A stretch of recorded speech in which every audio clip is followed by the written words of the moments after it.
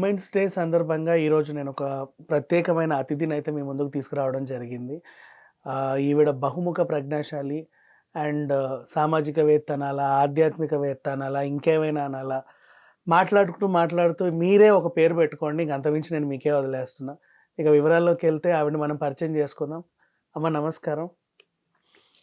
మీ introduction ఒకసారి మీరు ఇవ్వండి. శ్రీ గురుభ్యో నమః. నమస్కారం. ట్రీ మీడియా ప్రేక్షకులకి, యాజమాన్యానికి, అందరికీ ప్రపంచ మహిళా దినోత్సవ శుభాకాంక్షలు. అలాగే ఈ ఛానల్ని అమితంగా వీక్షిస్తూ ఆదరిస్తున్న ప్రతి ఒక్కరికి ధన్యవాదాలు. మీ పేరు అండ్ మీరు ఏంటి అనేది చెప్పండి. తప్పకుండా. చతుస్సాగర పర్యంతం గోబ్రాహ్మణేభ్యో శుభం భవతు. గాత్సన మద ప్రవర అన్విత ఏకారుషి శౌనకస గోత్రోద్భవతి. యజుర్వేదాధ్యాయని రేవతి నక్షత్ర జనిత శ్రీకరుణానాంని అహంబో అభివాదయే. అంటే ఫలానా వంశములో, ఫలానా కుటుంబములో, ఫలానా నక్షత్రములో పుట్టినటువంటి ఒక మహిళను నేను. నా పేరు శ్రీకరుణ. ఓకే. ఎందుకు ఇలా ఇంట్రడ్యూస్ చేయాలి? యాక్చువల్లీ ఇంట్రడక్షన్కి ఏమైనా ఇది ఉందా, ప్రత్యేకత ఉందా? ఉందండి. ఏంటంటే యుగ యుగాలుగా భగవత్ సృష్టిలో అనేక జీవరాశులు ఉన్నాయి. అన్నిటికంటే ఉత్కృష్టమైనటువంటి జీవుడు ఎవరు అంటే మానవుడు. ఓకే. అటువంటి మానవ జన్మ ఎత్తిన వాళ్ళు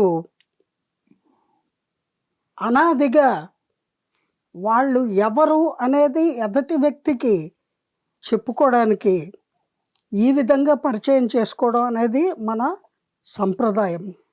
అయితే కాలక్రమేపీ ఈ ఆచారాలు, సంప్రదాయాలు, సంస్కృతి ఇవన్నీ కూడా సన్నగిల్లుతున్న పరిస్థితుల్లో ఈ కలికాలంలో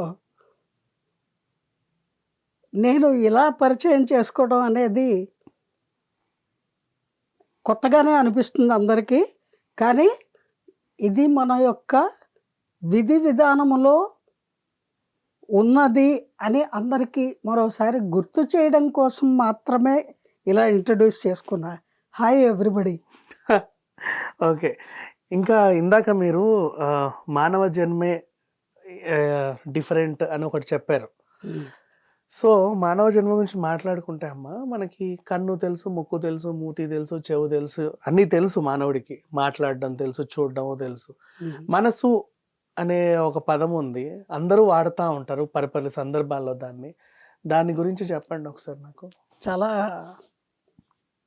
క్లిష్టమైనటువంటిది, అత్యవసరమైనటువంటిది, అందరూ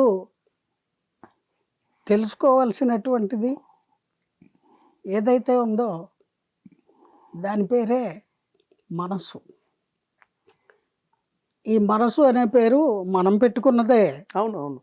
అయితే మనం పెట్టుకున్న పేరు అయినప్పటికీ ఆ మనసు ఎలా ఉంటుంది, దాని రంగు, రూపు, ఆకారము, దాని గుణాలు ఏ విధంగా ఉంటాయి అనేది మనసుని మనసుతో గ్రహించడము ఎవరైతే చేయగలరో వాళ్ళకి మాత్రమే మనసు అనేటువంటిది ఇలా ఉంటుంది అని తెలుస్తుంది. అయితే మనసు, ఇందాక మీరు గుణాలు అన్నారు, దాని రంగు, రూపు అన్ని దేవుడిచ్చాడు. ఈ గుణాలు మాత్రం మనిషే సృష్టించుకున్నాడు కదా. దాని గుణాల, సద్గుణాలా దుర్గుణాలా మనకు అనవసరం. గుణాల వరకు, గుణాలు దేవుడి వల్ల. ఒక్కొక్కడి మనసు ఒక్కోలాగా ఉంటుంది, ఒక్కొక్కడి ఆలోచన విధానం ఒక్కోలా ఉంటుంది. గుణాలు దేవుడి వల్ల. దేవుడు రంగు, రూపు మాత్రమే ఇచ్చి వదిలేసాడు. మరి ఇప్పుడు ఈ గుణాల గురించి ఎలా? గుణాల గురించి నేను చెప్తాను. అయితే రంగు, రూపు ఇలా ఉంటుంది అని అంటున్నారు. అదేంటి? నాకు తెలియదు ఏ కలర్లో ఉంటుంది కొంచెం అంటే నేను బయాలజికల్ గా మాట్లాడా, జస్ట్ చిన్నప్పటి నుంచి 5వ తరగతి నుంచి మనకి చెప్పినటువంటి పుస్తకాల్లో చూపించినటువంటి దేవుడు ఇది ముక్కు అని ఎలా అయితే చెప్పారో, ఇది నీ బ్రెయిన్, ఇది నీ హార్ట్, ఇంతవరకే బయాలజికల్ గా. దాని గుణాల గురించి మాత్రం మనకి ఏమి ఎక్కడ అలా చెప్పిన వాటిలో ఈ మనసు అనేది ఇలా ఉంటుంది అని ఎవరైనా ఎక్కడైనా చెప్పారా? మైండ్ని మనసు అంటున్నారు, హార్ట్ని కూడా కొంతమంది అప్పుడప్పుడు మనసు అంటుంటారు, హృదయం అంటుంటారు. ఇక్కడ మైండ్కి హార్ట్కి తేడా లేకుండా రకరకాల లాంగ్వేజ్లో చెప్తున్నారు. ఈ మధ్య కాలంలో చాలా కవితల్లో కూడా చూసా, ఎవరు మనసు అని ఇట్లా హార్ట్ బొమ్మ వేస్తున్నారు, మనసు అని మైండ్ బొమ్మ వేస్తున్నారు. మరి ఆ మనసు అంటే ఏంటనేది ఇప్పటికీ అర్థం కాల. మైండ్ని మనము మెదడు అని కదా, మెదడు అంటున్నాము, బ్రెయిన్. అవును అంటున్నాము. బ్రెయిన్ కి ఒక రూపం ఒక ఉంటుంది, రూపం ఉంది, అది మనకు తెలుసు. అది మనసు ఎలా అవుతుంది? అవ్వదు. మరి దాన్ని మనసు అని ఎలా చెప్పగలం? అదే నేను చాలా వరకు చూస్తున్నా, మనసు అంటున్నారు, ఈ బొమ్మ వేస్తున్నారు, ఈ బొమ్మ వేస్తున్నారు, హార్ట్ బొమ్మ రెండు వేసేస్తున్నారు, లవ్ సింబల్ పెట్టేసి మనసు. ఎట్లా మనసు అవుతుంది అది? అంటే వాళ్ళు దాన్ని మనసు అనుకుంటున్నారేమో. మేము చాలా టీవీ సీరియల్ కూడా టైటిల్ మనసు అని వస్తుంది, బొమ్మ వేసేస్తారు, ఒక లవ్ బొమ్మ వేస్తారు దానికి. అలా మనసు అనే దాని గురించి నా అభిప్రాయము, నాకు తెలిసిన అణువులో అణు మాత్రము ఇప్పుడు చెప్పే ప్రయత్నం చేస్తాను. చెప్పండి అమ్మా. మనసు అంటే ఇక్కడ ఒక చిన్న పాట పాడాల్సి ఉంటుంది.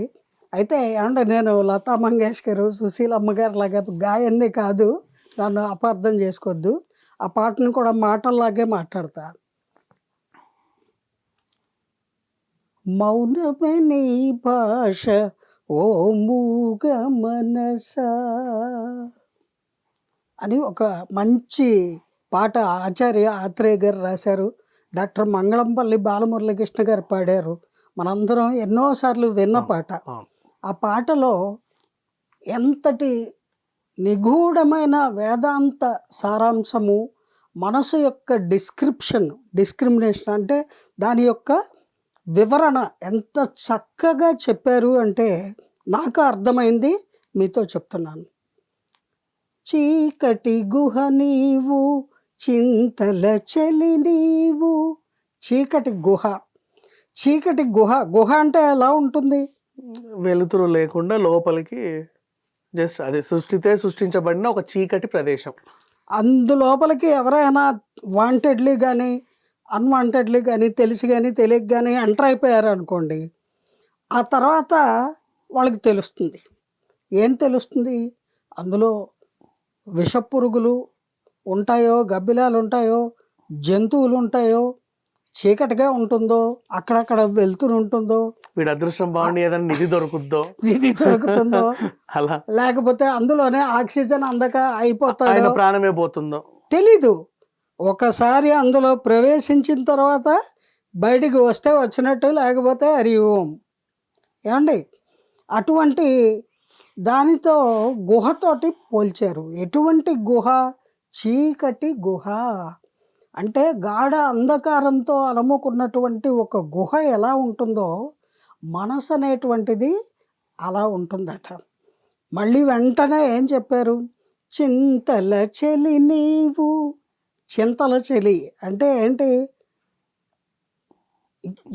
అహర్నిశలు ఒకదాని వెంట ఒకటి ఏదో ఒకటి దాని గురించి ఆలోచిస్తూనే ఉంటారు.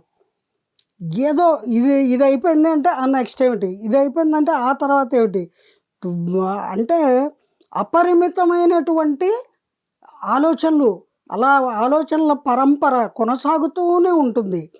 ఈ ప్రాబ్లం అయ్యేసరికి ఇంకోటి అది ప్రాబ్లంగా కూడా అనిపిస్తూ ఉంటుంది. ఇలా అనిపించడము, అలా ఒకదాని తర్వాత ఒకటి పుడుతూనే ఉండటము,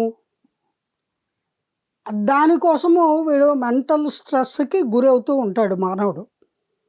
అది నెరవేరేదాకా. అది నెరవేరిన తర్వాత తను అనుకున్న పాజిటివ్ రిజల్ట్ వస్తే హ్యాపీ ఫీల్ అయిపోతాడు, నెగిటివ్ వస్తే బాధపడిపోతాడు. ఇంత అంతా కాదు, కృంగిపోతాడు అనమాట. కృషించి నశించిపోతారు కొంతమంది. అయితే కొంతమంది ఆత్మహత్యలు కూడా చేసుకుంటారు. ఇప్పటి జనరేషన్ కోసమే నేను ఈ మనసు గురించి చెప్పాలనుకున్నాను. మీరు మంచి ప్రశ్నే అడిగారు. చింతల చెలి నీవు. చెలి అని ఎందుకన్నారు అంటే మానవుడికి అత్యంత ప్రీతికరమైనది ఎవరు? తోడుగా ఉండేటువంటిది. తోడుగా సహచరి. ఎవరుంటారు? సహచరిని భార్య కావచ్చు, భర్త కావచ్చు, వాట్ ఎవర్. వాళ్ళే కదా జీవితకాలం అంతా తోడుగా ఉండేది.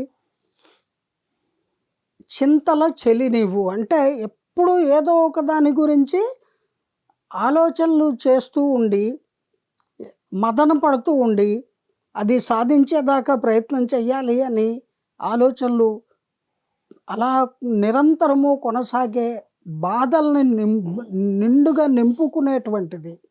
ఆనందాలని కూడా నింపుకుంటుంది. ఇన్ని నింపితే అది ఉంటుందా? ఏమవుతుంది? పాసర్లపూడి బ్లో బ్లాస్ట్ అవుట్ అయిపోతుంది. అవుతుంది కదా. అవును. అలాంటి చింతల చెలి ఎవరు? మనసట. అలాంటిదట. చీకటి గుహ నీవు, చింతల చెలి నీవు. ఆ తర్వాత వెంటనే వెంటనే అన్నానండి, నాటక రంగానివే మనస తెగిన పతంగానివే. నాటక రంగము. నాటక రంగం అంటే it's a stage. Mixture of emotions. ఆ స్టేజ్ మీద ప్రవేశించిన తర్వాత అక్కడ నాటకం అయ్యేదాకా ఉంటాము, అంతే కదా. నాటకం అయిన తర్వాత వెళ్ళిపోతాం. ఎవడి పాత్ర అయ్యాక వాడు వెళ్ళిపోవాల్సిందే. వెళ్ళిపోవడం. ఆ స్టేజ్ మీద ఉండడానికి ఉండదు. అలాగా నాటక రంగంతో పోల్చాడు మనసుని. తెగిన పతంగానివే అన్నాడు. ఇది ఎక్కడ గొడవ? పతంగం మామూలుగా పతంగి అనే అనొచ్చు కదా, పతంగం అనొచ్చు కదా, గాలిపటం అనొచ్చు కదా. పాత్ర అయిపోయిన వెంటనే నీవు తెగిపోతావు, ఎక్కడికన్నా పోతావనా, అంతేగా. ఎగ్జాక్ట్లీ. అంటే అది బ్రేక్ అవుతుంది. ఎప్పుడు బ్రేక్ అవుతుంది? ఇందాక చెప్పుకున్నాం మన మనం. పాత్ర ముగిసినప్పుడు. అప్పుడే కాదు, మధ్య మధ్యలో కూడా ఎలా తను అనుకున్నది నెరవేరినప్పుడు ఇలాంటివి అనేకం అనుకుంటుంది. మనసుకి పనే పాట. ఇప్పుడు నడిచి వెళ్ళేవాడు సైకిల్ ఉంటే బాగుండు అనుకుంటాడు. తర్వాత ఈ సైకిల్ ఎంత తొక్కుతానో తోటలు నొప్పి పెడతాయి, మంచి స్కూటర్ ఉండి ఎలక్ట్రానిక్ స్కూటర్ ఇలా బటన్ నొక్కితే వెళ్ళిపోవాలి. అది చూసి ట్రాఫిక్లో ఇబ్బందిగా ఉంది, చక్కగా ఏసీ వేసుకొని కూర్చోడానికి ఒక బ్రహ్మాండమైన కారు ఉంటే బాగుండు అనుకుంటాడు. ఇవన్నీ ఎందుకు అసలు? ఇంకా పెద్ద ట్రక్ కొనుక్కోవాలి, ఇలా లేదా విమానం కొనాలి. అందులోనే అన్ని ఉండే బస్సులు తయారు చేస్తున్నారు కదా ఇప్పుడు. క్యారీవాన్లు ఉన్నాయిగా, అది ఉంటే బాగుండు అనుకుంటాడు. సూపర్. ఈ ట్రాఫిక్ జామ్ లో తిండి టైంకి ఉండదు, నిద్ర ఉండదు, ఆఫీస్ పని చేసుకోవడానికి ఉండదు, టైం అంతా అందులోనే గడిచిపోతుంది. పుణ్యకాలం అక్కడ గడిచిపోతే మిగతా పనులకి టైం ఎక్కడ ఉంటుంది? సో అది ఉంటే బాగుంటుంది అని అనుకుంటుంది. ఎవరు? మనసు. ఇవి ఏవైనా జరగనప్పుడు విపరీతంగా కుమిలిపోతుందండి. అందుకని దాన్ని తెగిన గాలిపటంతో పోల్చారు. అంతేకాదు, ఇప్పటి జనరేషను వాళ్ళ ఆలోచనలు, చదువుకున్న వాళ్ళు, చదువుకోని వాళ్ళు, ఎంతోమంది ఎంతో మేధస్సు ఉన్నవాళ్ళు, తెలివితేటలు ఉన్నవాళ్ళు కూడా, ఎన్నో పెద్ద పెద్ద చదువులు చదివి పెద్ద పెద్ద ఉద్యోగాలు చేస్తున్న వాళ్ళు, వాళ్ళందరూ కూడా ఒక చిన్న తప్పు చేస్తున్నారు. ఈ మనసుందే, ఆ మనసుని నమ్ముకొని అది ఎలా చెప్తే అలా ట్రావెల్ చేసేయడం మొదలెడుతున్నారు. అది ఎటు పడితే అటు తిరుగుతుంది. అది చీకటి గుహ, తెగిన గాలిపటం, ఎటు వెళ్తుందో తెలీదు, ఏం కోరుతుందో తెలీదు, అది అవసరమో అవసరం లేదో దానికే తెలీదు మనసుకే. మరి వీళ్ళు విచక్షణతో ఇది అవసరమా కాదా ఆలోచించాలా అక్కర్లేదా? సో కంప్లీట్ మనిషిని ఇది మానిటరింగ్ చేస్తుంది మనసు. మరి ఇది కాకుండా మనిషి షిఫ్ట్ అవ్వచ్చుగా ఇంకో ఆర్గన్ కి. అక్కడికి వెళ్దాం. మనసు గురించి ఇంకొక 2 మాటలు చెప్పేసుకున్నాం. చెప్పండి. తర్వాత ఈ తెగిన పతంగానివే అన్నాడు ఆయన. వీళ్ళు ఈ యంగ్ ఏజ్లో ఉన్న అమ్మాయిలు, అబ్బాయిలు చాలామంది ఇప్పటి జనరేషన్లో దేనికి కూడా ఇదమిద్దంగా కరెక్ట్గా ఇది అని నిర్ణయించుకునేటువంటి మానసిక పరిపక్వత లేక రాక చెప్పేవాళ్ళు కూడా కరువు అయిపోయి వాళ్ళు ఏం చేస్తున్నారో తెలుసా? ఆ ఏజ్లో ఉండేటువంటి అట్రాక్షన్లకి, ఆకర్షణలకి పొంగిపోయి, లొంగిపోయి సర్వస్వాన్ని కోల్పోతున్నారు. మానవుడికి ఏది ముఖ్యమో క్యారెక్టర్, దాన్నే సౌశీల్యము అంటాం మనం, దాన్ని కూడా కోల్పోతున్నారు. దురలవాట్లకి లోనవుతున్నారు. ఒకటి గదు రెండు గదు వాళ్ళకే ఎక్కువ తెలుసు, అందరికీ అలవాట్లు ఉన్న వాళ్ళకి తెలుసు. ఈ విధంగా రాంగ్ రూట్ బట్టి వాళ్ళ జీవితాల్ని సత్యనాశ చేసుకొని సర్వనాశనం అయిపోయిన తర్వాత పొలోమని దుఃఖిస్తున్నారు. కొంతమంది సూసైడ్లు చేసుకుంటున్నారు, కొంతమంది ఎదిరించి ధైర్యంగా పరువు పోతే పోయింది, నా సంగతి ఏంటి అని ధైర్యంగా బయటకు వచ్చి పోరాడుతున్నారు. కొంతవరకు అసలు అడుసు తొక్కనేలా కాళ్ళు కడగనేలా, బురదలో అడుగులు ఎందుకు వేయడము, మళ్ళీ బురద అంటుకుంది అని కాళ్ళు ఎందుకు కడుక్కోవడం. ముందు కొంచెము వివేకంతో, భగవంతుడు తెలివితేటలు ఇచ్చాడు కదా ఆడవాళ్ళకి మగవాళ్ళకి, కొంచెం ఆలోచించండి. లేదా మీకు తెలియకపోతే మీరు ఈగో ఫీల్ అవ్వకుండా తెలిసిన వాళ్ళని, తల్లిదండ్రులను, క్లోజ్ ఫ్రెండ్స్ను, పెద్దవాళ్ళు ఎవరైనా అనుభవం ఉన్న వాళ్ళను ఎవరినైనా సలహా అడగండి. ఏదైనా ఒక నిర్ణయం తీసుకునేటప్పుడు అది అంత మాత్రాన మీరేమీ తక్కువైపోరు. మీరు క్వీన్లు కింగులే, అది గుర్తుపెట్టుకొని ఒకళ్ళకి చెప్పండి. కనీసము ఎవరికి చెప్పకుండా కూడా ముందడుగు వేసేసి ఎక్కడ వేస్తున్నారు, ఊబిలో దిగిపోతున్నారు. ఊబిలో దిగాక ఎక్కడికి వెళ్ళాడు ఎవడికి తెలుసు? ఎవరైనా సహాయం చేయడానికి ఏదైనా జియో మ్యాప్ పెట్టుకొని ట్రావెల్ చేస్తే తెలుస్తుంది పలానా చోట ఉన్నారని. అలా ఏదీ లేకుండా వెళ్ళిపోతే ఎలా తెలుస్తుంది బాబా? ఈ రకంగా ఆ మనసు ఆడించినట్టు ప్రతి వాళ్ళు ఆడడము, ఆడి ఓడిపోవడము, కొద్ది మంది గెలుస్తారు. ఎందుకంటే వాళ్ళు కొంచెం వివేకంతో, విచక్షణ జ్ఞానంతో ఏది మంచి ఏది చెడు అని ఒక నిమిషం ఆగి ఆలోచించి అడుగు వేస్తారు. కాబట్టి ఆలోచన what nonsense, why should I think, I'm right అనుకొని ముందుకెళ్ళే వాళ్ళు దాని పర్యవసానం అనుభవిస్తున్నారు. మనం వింటున్నాము, చూస్తున్నాము నిత్యము. ఇంకా ఇదే పాటలో ఇంకో 2 విషయాలు కూడా చెప్పారు ఆత్రేయ గారు. ఆయన ఎంత గొప్ప ఫిలిం రైటరు, అంత గొప్ప వేదాంతి కూడా నా దృష్టిలో. కోర్కెలసల నీవు కూరిమి వల నీవు, కోర్కెలసల నీవు కూరిమి వల నీవు, ఉన్నది వదిలేవు లేనిది కోరేవు, ఒక పొరపాటుకు యుగములు పొగిలేవు అని కూడా రాశారు. అంటే కోరికలు, ఆ కోరికలకి అంత ఉండదు, అన్లిమిటెడ్ డిజైర్స్.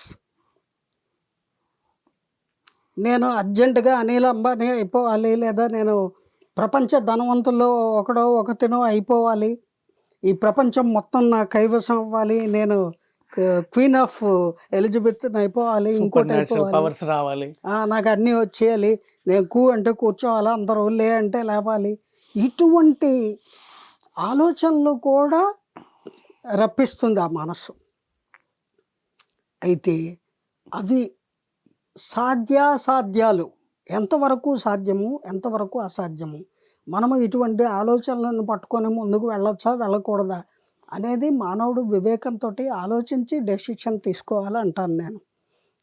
అలాగే ఇక్కడ ఇంకో మాట, ఉన్నది వదిలిపెట్టేస్తారు, ఉన్నదాంతో సంతృప్తిగా బతకడానికి ఇష్టపడతాం, లేనివన్నీ కావాలి, అర్జెంటుగా ఏదో కావాలి, ఇది అయ్యాక అది కావాలి, అది అయ్యాక అది కావాలి, ఇవన్నీ కాదు ఇంకోటి ఏదో కావాలి, చంద్రమండలంలో ఇల్లు కట్టుకోవాలి, ఆ తర్వాత మిగతా గ్రహాలన్నింటినీ కైవసం చేసుకోవాలి, ఈ భూమండలం అయిపోయింది, ఇంకా నెక్స్ట్ అక్కడ ఇంకా దిగంతాలకు అవతల ఇంకా ఏదైనా ఉంటే ఇంకా ఏముందో అది చూడాలి.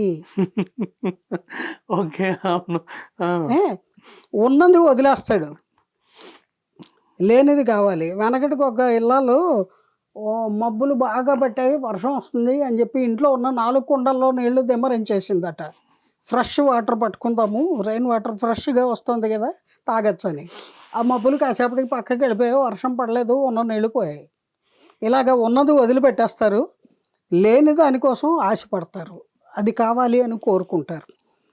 తర్వాత ఏదైనా ఓ తప్పు జరిగింది అనుకోండి, తప్పు కానీ పొరపాటు కానీ లేదా చేయకూడని పని కానీ చేస్తే, లేదా చేయవలసిందే చేసి దాని ఫలితం వీళ్ళు కోరుకున్నట్టు ఆశించినట్టు లభించలేదనుకోండి, అప్పుడు వెంటనే దాని గురించి ఆలోచిస్తూ ఉంటారు, మతన పడుతూ ఉంటారు ఏళ్ల తరబడి. That is called in depression. Depression it will lead, దానికి వెంటనే వైద్యం చేయించుకోకపోతే అది ఎక్కడికి దారి తీస్తుంది? మ్యాడ్, మెంటల్, పిచ్చి ఆసుపత్రిలో జాయిన్ చేయాలి, ఆ స్థితికి వెళ్ళిపోతారనమాట. సో ఒక పొరపాటుకు యుగములు పొగిలేవు అంటే ఏంటంటే, ఒక చిన్నది ఏదైనా జరిగితే దానికోసం ఈ మనసు అనేది ఉందా, ఆ మాయ, అది ఇంకా దుఃఖానికి ఎలా నొక్కేసి దుఃఖము గుప్పిట్లో బంధించేస్తుంది.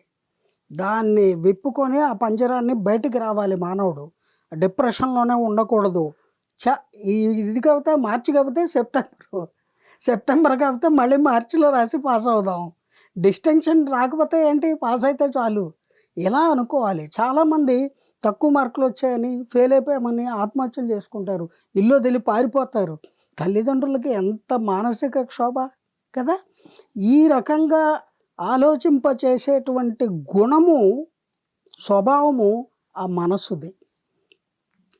ఒక్క పొరపాటుకి జీవితాంతము కృంగి కృషించి నశించిపోవలసిన అవసరం ఎంత మాత్రం లేదు. పడిపోతే వెంటనే లేచి దులుపుకొని మళ్ళీ ముందుకి అడుగు వేసి నడవడానికి ప్రయత్నించాలి ఆత్మస్థైర్యంతో. అది మానవుడు చేయాల్సిన పని. సో మనసు అనేటువంటిది ఎలా ఉంటుంది అనే దానికి అనేక ఎగ్జాంపుల్స్ వేదాంతంలో చెప్పబడి ఉన్నాయి, అలాగే వేదాలలో కూడా చెప్పబడి ఉన్నాయి. వాటిని ఇంట్రెస్ట్ ఉండి లేదా యోగ్యత ఉండి తెలుసుకోగలిగిన వాళ్ళు తెలుసుకుంటారు. ఆ తెలుసుకున్న వాళ్ళలో కొందరు ఇలాంటి పాటలు రాసి మనకు అందించారు. సంతోషం. ఇవన్నీ బాగానే ఉన్నాయి. మనిషికి తెలుసు మనసు ఆలోచిస్తుండే, మనసు చేసేదాన్ని, మన మనసు కంట్రోల్లో వీడి జీవితం అంతా నడిచింది, బాగుంది. వీడికి తెలుసు వీడి ఆలోచనలలోనే మంచి చెడు అంతా ఉన్నాయని. మంచైనా చెడైనా మనసు ఏదో చేస్తుంది కదా. వీడికి నొప్పి పుట్టగానే దేవుణ్ణి తిడతారు ఎందుకు? దేవుడు ఏం చేశాడు మధ్యలో? కనపడ్డా కదా దేవుడు, కనపడ్డ వాడిని ఎన్ని పూతులు. నార్మల్ గా ఇప్పుడు మనసు అటు వెళ్ళమనింది, వీడు వెళ్ళాడు, యాక్సిడెంట్ అయింది, పడ్డాడు. దేవుడు ఎప్పుడు ఇంతే, నా బతుకుని మొత్తం సర్వనాశనం చేసి పెట్టాడు అంటాడు. అదే మానవుడి యొక్క బలమైన బలహీనత ఏమిటి అంటే అదే, కనబడ్డు కాబట్టి ఏమీ తిరిగి అనడు కాబట్టి దేవుణ్ణి మనం అనేద్దాం. ఇందాక మీరు అన్న ఎగ్జామ్ లో పరీక్షలు, దేవుడు నా బతుకంతా సర్వనాశనం చేశాడు, దేవుడా నీ వల్ల నేను చచ్చిపోతున్నా, నా చావు కారణం దేవుడే, ఎందుకంటే నా తలరాత మొత్తం ఇది ఇలా రాసేటాడు, దగ్గరుండి ఇలా రాసాడు, ఇట్లా మాట్లాడి మొత్తం దేవుడిని నిందించేసి పోతారు. దేవుడు ఏం చేశాడు? వాళ్ళు చూసారా? వాళ్ళ తలరాత దేవుడు రాయడం వాళ్ళు చూసారా? దేవుణ్ణి వాళ్ళు చూడలేదు కదా. అసలు అంటే దేవుడు కనపడలేదు కదా. కనబడని దేవుడు కనబడకపోయినా ఉన్నాడు అనే స్పృహ ఉంది కాబట్టి ఆ దేవుణ్ణి నిందించేసి అన్నిటికీ కారణం నువ్వే అని ఆయన మీద తోసేస్తే నేరం, ఏ గొడవ ఉండదు. తప్పులన్నీ నేను చేసేసి దేవుడా నీదే భారం అని దేవుడి మీద విడిచిపెట్టేస్తారు. ఇది మానవుల్లో ఉన్నటువంటి అతి బలమైన బలహీనత. అంతే, బలమైన బలహీనత. అది బలహీనత అని వాళ్ళకి తెలుసు. రోజు వెళ్తావు, నీ జీవిత కాలంలో నీకు వచ్చే 10,000 జీతంలో కనీసం 3,000 దేవుడి మీద ఖర్చు పెడతావు. గుళ్ళనో, గోపురాలనో, పూజలనో, అగరొత్తులనో, ఏదో పూలనో, వాట్ ఎవర్, అన్నీ బాగానే ఉంటాయి. కాకపోతే 7,000లో నీకు వచ్చే కష్టాలన్నిటికీ నువ్వు స్పెండ్ చేసిన 3,000 దేవుడే కారణం అంటావు. ఎందుకలా అని అంటే, ఇప్పుడు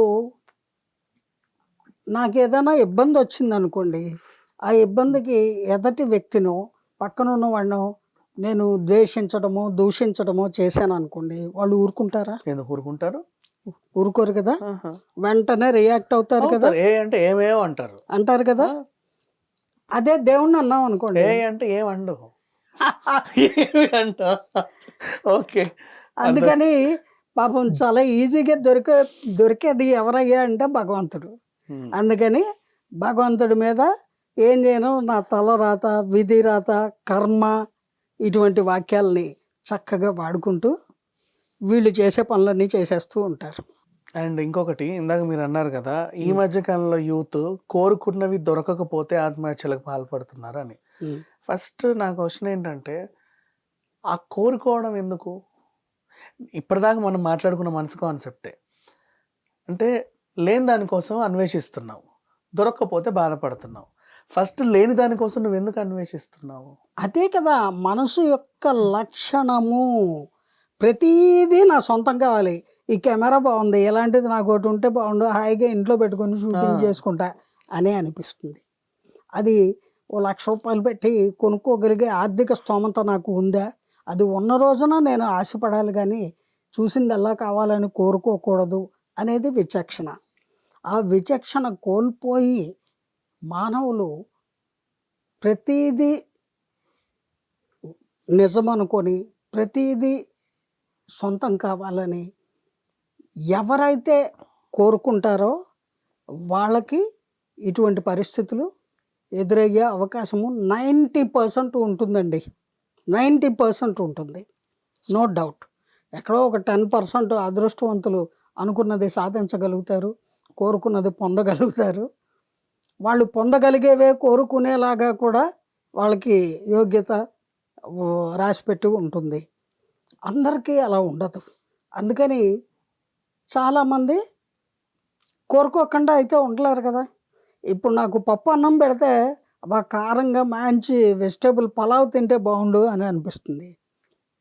అలా అనిపించడం తప్పు కాదు, కానీ ఆ పలావ్ని నేను తయారు చేసుకోగలనా లేదా కొనుక్కోగలనా, తినగలనా అనే ఆలోచన చేసి దానికోసం ప్రయత్నం చేయాలే తప్ప, ఆ ఆలోచన చేయకుండా అడ్డంగా రోడ్డు మీదకి వెళ్ళిపోయి కనిపించిన హోటల్లోకి వెళ్ళి పలావ్ 1 ప్లేట్ అని ఆర్డర్ ఇచ్చేసి తినేసి డబ్బులు లేవండి అంటే పక్కకి రా అని పప్పు రుబ్బిచ్చేవాళ్ళు పూర్వకాలం. ఇప్పుడు పప్పు రుబ్బిచ్చరు, ఒళ్ళు హోనమయ్యేలాగా బాదుతారు, లేదా పోలీస్ కంప్లైంట్ ఇచ్చి పంపిస్తారు, లేదా ఆ డబ్బులు తీరేదాకా అక్కడ కూలి పను ఏదో ఒకటి చేయిస్తారు. ఊరికైతే తినేసి వెళ్ళిపోతానంటే ఊరుకోరే, కనీసం తిట్టి పంపిస్తారు. ఇప్పుడు సరే, చెడు జరిగిన వాళ్ళ గురించి ఇలా మాట్లాడుకున్నాం, మంచి జరిగిన మూర్ఖుల గురించి మాట్లాడుకుందాం. మంచి జరిగింది, దేవుడిని కోరిక తీర్చాడు, ఒక మొక్కు ఉండింది, అంటే తెలుసో తెలుగో కోరిక కోరావు, మోకాళ్ళ మీద నీ మెట్లకి నడిచి వస్తాను అని. సరే, నీ కోరిక తీరింది, దేవుడు కరుణించాడు, అంత బాగానే ఉన్నాయి. నిన్ను మళ్ళీ నీ నరకం అనుభవిస్తూ నా దగ్గరికి రాని దేవుడైతే కోరడు. వీళ్ళు ఎందుకు అలా మోకాళ్ళ మీద మెట్లెక్కి వెళ్ళడం, లేకపోతే ఇదేంటిది ఇట్లా ఇట్లా ప్రదర్శనలు చేసుకుంటూ వెళ్ళడం? అసలు 90% దేవుడు వాట్ ఎవర్ వాళ్ళ నమ్మకం. మేము అనుకున్నది అయిపోయాక మాకు దేవుడు మేమే. అహం బ్రహ్మోస్మి, ఓకే ఓకే, అయమాత్మ బ్రహ్మ, నేనే భగవంతుడిని, వేరే దేవుడు ఎవరు? భలేవారా మీరు అమాయకులు. నేను అనుకున్న ప్రతిదీ సాధించేస్తున్నప్పుడు నేనే దేవుణ్ణి, నాకు వేరే దేవుడు లేడు. తను అనుకున్నది సాధించలేనప్పుడే దేవుడు గుర్తొస్తాడు, దేవుడా అని మొక్కుతాడు. Okay okay okay okay. అంతవరకు అహం బ్రహ్మోస్మి, నేనే భగవంతుడు, నాలోనే దేవుడు ఉన్నాడు అనే మంచి వాక్యాలు మాట్లాడతాడు. అండ్ ఇంకొకటి అమ్మ, ఇప్పుడు మామూలుగా మనం తీర్థయాత్రలకు ఎక్కడికన్నా వెళ్ళినప్పుడు కానీ, అంటే లైక్ మంచి మంచి గుళ్ళకి వెళ్ళినప్పుడు కానీ ఏవో తెచ్చి కట్టుకుంటాం కొన్ని మామూలుగా ఇలాగా సంథింగ్. అది ఉన్నంత కాలము మనకి జరిగినవన్నిటికి కూడా పర్వాలేదు అనిపిస్తుంది. తెలుసో తెలియక ఎప్పుడో తెగిపోయింది. ఆ రోజు నుంచి జరిగే పరిణామాలన్నిటికీ తెగిపోవడమే కారణం. మళ్ళీ నేను వెళ్ళి రావాలి అక్కడికి, మనసంతా కొట్లాడుతూ ఉంటుంది. ఈ స్వభావాన్ని ఎలా చూడాలి? అంటే ఒక దాని మీద డిపెండ్ అవుతున్నాడు మన. దీనికి కూడా మనసే కారణం. ఓకే, మనసు ఇది చూడగానే ఇది దేవుడికి సంబంధించింది, ఇది ఉంటే ఏ గాలి ధూళి నా దగ్గరికి రాదు, ఏ దుష్ట శక్తులు రావు, ఎవ్వరు నన్ను ఏం చేయలేరు, నేను అనుకున్నవన్నీ సాధించగలుగుతాను, దైవీ బలం నాకు చాలా ఎక్కువగా ఉంటుంది, అయ్యా ఇది ఒకటి ఇవ్వండి అని దేవుడి పాదాల దగ్గర పెట్టి ఇవ్వండి, అర్చన చేసి ఇవ్వండి అవును అని కొనుక్కొచ్చి పూజలు కూడా చేయించి మరీ కట్టుకుంటాము. ఎగ్జామ్ పెన్నులు కూడా పెట్టి తెచ్చుకుంటారు. అలా కట్టుకున్న తర్వాత మీరు అడిగారు అలాగా పొరపాటున అది మిస్ప్లేస్ అవ్వడము ఏదో జరిగినప్పుడు నేను అంత నమ్మకంతో పెట్టుకున్నాను. ఇది నా నమ్మకము, తాడు కాదు, మీ కంటికి తాడులా కనపడుతుంది, మనకు నమ్మకం. నా దృష్టిలో ఇది నా యొక్క ప్రగాఢమైనటువంటి విశ్వాసము, నమ్మకము, భగవంతుడి శక్తి నా చేతిలో ఉంది అనేటువంటి నమ్మకం. ఆ నమ్మకాన్ని నేను కోల్పోయాను. అందుకని ఎలాగైనా సరే మళ్ళీ తిరిగి తెచ్చుకోవాలి అని మళ్ళీ అక్కడ దాకా వెళ్తారు. అక్కడికో ఎక్కడికో ఏదో ఒక గుడికి వెళ్ళి, ఎక్కడో చోటికి వెళ్ళి, అయ్యా నాకు ఈ పవిత్రమైన ఒక ఇది మంత్రించి ఇవ్వండి, లేదా భగవంతుడి దగ్గర పెట్టి అర్చన చేసి ఇవ్వండి అని చెప్పి మళ్ళీ అడిగి తెచ్చుకోవడానికి ప్రయత్నం చేస్తారు. అది భగవంతుని పట్ల విశ్వాసము ఉన్నవాళ్ళు చేస్తారు, అలాగా ప్రతి వాళ్ళు చేయరు. అండ్ ఇప్పుడు మీకు మొదటిసారి భగవంతుడి అంటే లైక్ ఆధ్యాత్మికం మొత్తం నేను ఈ రూట్లో నడవాలి, మీకు పెళ్ళి కూడా కాలేదు, నేను పెళ్ళి కూడా చేసుకోవద్దు, నా జీవితం మొత్తం పలానా దానికి అంకితం, మీకు ఫస్ట్ టైం ఎప్పుడు అనిపించింది? పెళ్ళి అనే ప్రసక్తి ఆ ఆలోచన కానీ నాకు రాలేదు. కుటుంబంలో సహజంగా తల్లిదండ్రులకి ఆ వయసు వచ్చిన ఆడపిల్లలకి పెళ్లి చేయాలి కాబట్టి వాళ్ళకి వస్తుంది.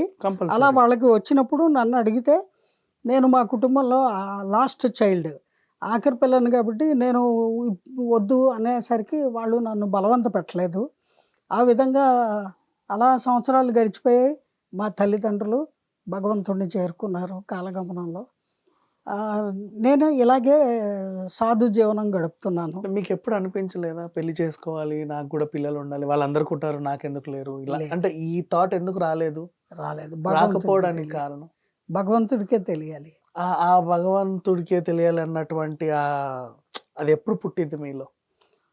నాకు ఊహ తెలిసినప్పటి నుంచి, అంటే ఈ రోజుల్లో పుడుతూనే అన్నీ తెలిసి పుడుతున్నారు. I'm sorry to say this, but it is true. ఇప్పుడు మాటలు రావడంతో పిల్లలు ఎన్నో పెద్ద పెద్ద మాటలు మాట్లాడుతున్నారు, అందరం వింటున్నాం కదా. అవును అవును. కానీ మా రోజుల్లో ఒక 12 నుంచి 15 సంవత్సరాలు, ఒక్కోసారి 20 సంవత్సరాలు వచ్చేదాకా కూడా ఊహ తెలిసేది కాదు పిల్లలకి. తల్లిదండ్రి, అన్నదమ్ములు, అక్కచెల్లెలు, చీకటి పడింది, ఆడపిల్ల వెళ్ళకూడదు, కూర్చో అంటే ఇంట్లోనే కూర్చోవడం, తొందరగా తినేసి త్వరగా పడుకో అంటే పడుకోవడం, ఉదయం 5 గంటలకి లే లే లే లే అంటే లేవడం, 6 అయ్యేసరికి, సూర్యోదయం అయ్యేసరికి స్నానము పూజ అన్నీ అయిపోవాలి, పుస్తకాలు తెరుచుకొని కూర్చోవాలి. 8-8:30 అయ్యేసరికి టిఫినో భోజనమో పెడతారు, అది తినేయాలి, స్కూల్కి వెళ్ళిపోవాలి యూనిఫామ్ వేసుకొని. మళ్ళీ 12:30కి ఇంటికి రావాలి. స్కూల్ దగ్గర అయితే, దూరం అయితే టిఫిన్ బాక్స్ ఇస్తారు, అక్కడ టిఫిన్ తినాలి. సాయంకాలం స్కూల్ నుంచి రాగానే ఆ బట్టలు విప్పేసి స్నానం చేయాలి. మళ్ళీ ఇంట్లో ఉన్న పిల్లలతోటే ఆడుకోవాలి, కాంపౌండ్ దాటి బయటకు వెళ్ళకూడదు. ఆడపిల్లలైనా సరే మగపిల్లలైనా సరే. వేరే పిల్లలు లేకపోతే మూలకు కూర్చోవాలి అంతే. మా చిన్నతనంలో టీవీలు, సెల్ ఫోన్లు అవన్నీ లేవు. ఆ రకంగా ఇంట్లో పిల్లలు, అప్పట్లో ఉమ్మడి కుటుంబాలు కాబట్టి ఇంట్లోనే 10 మంది పిల్లలు ఉండేవాళ్ళు. అన్నదమ్ములు, అక్కచెల్లెళ్ళే 5-6 మంది ఉండేవాళ్ళు. హాయిగా ఒకరితో ఒకళ్ళు కొట్టుకుంటూ, తిట్టుకుంటూ, ఆడుకుంటూ అలా కాలక్షేపం అయిపోయేది.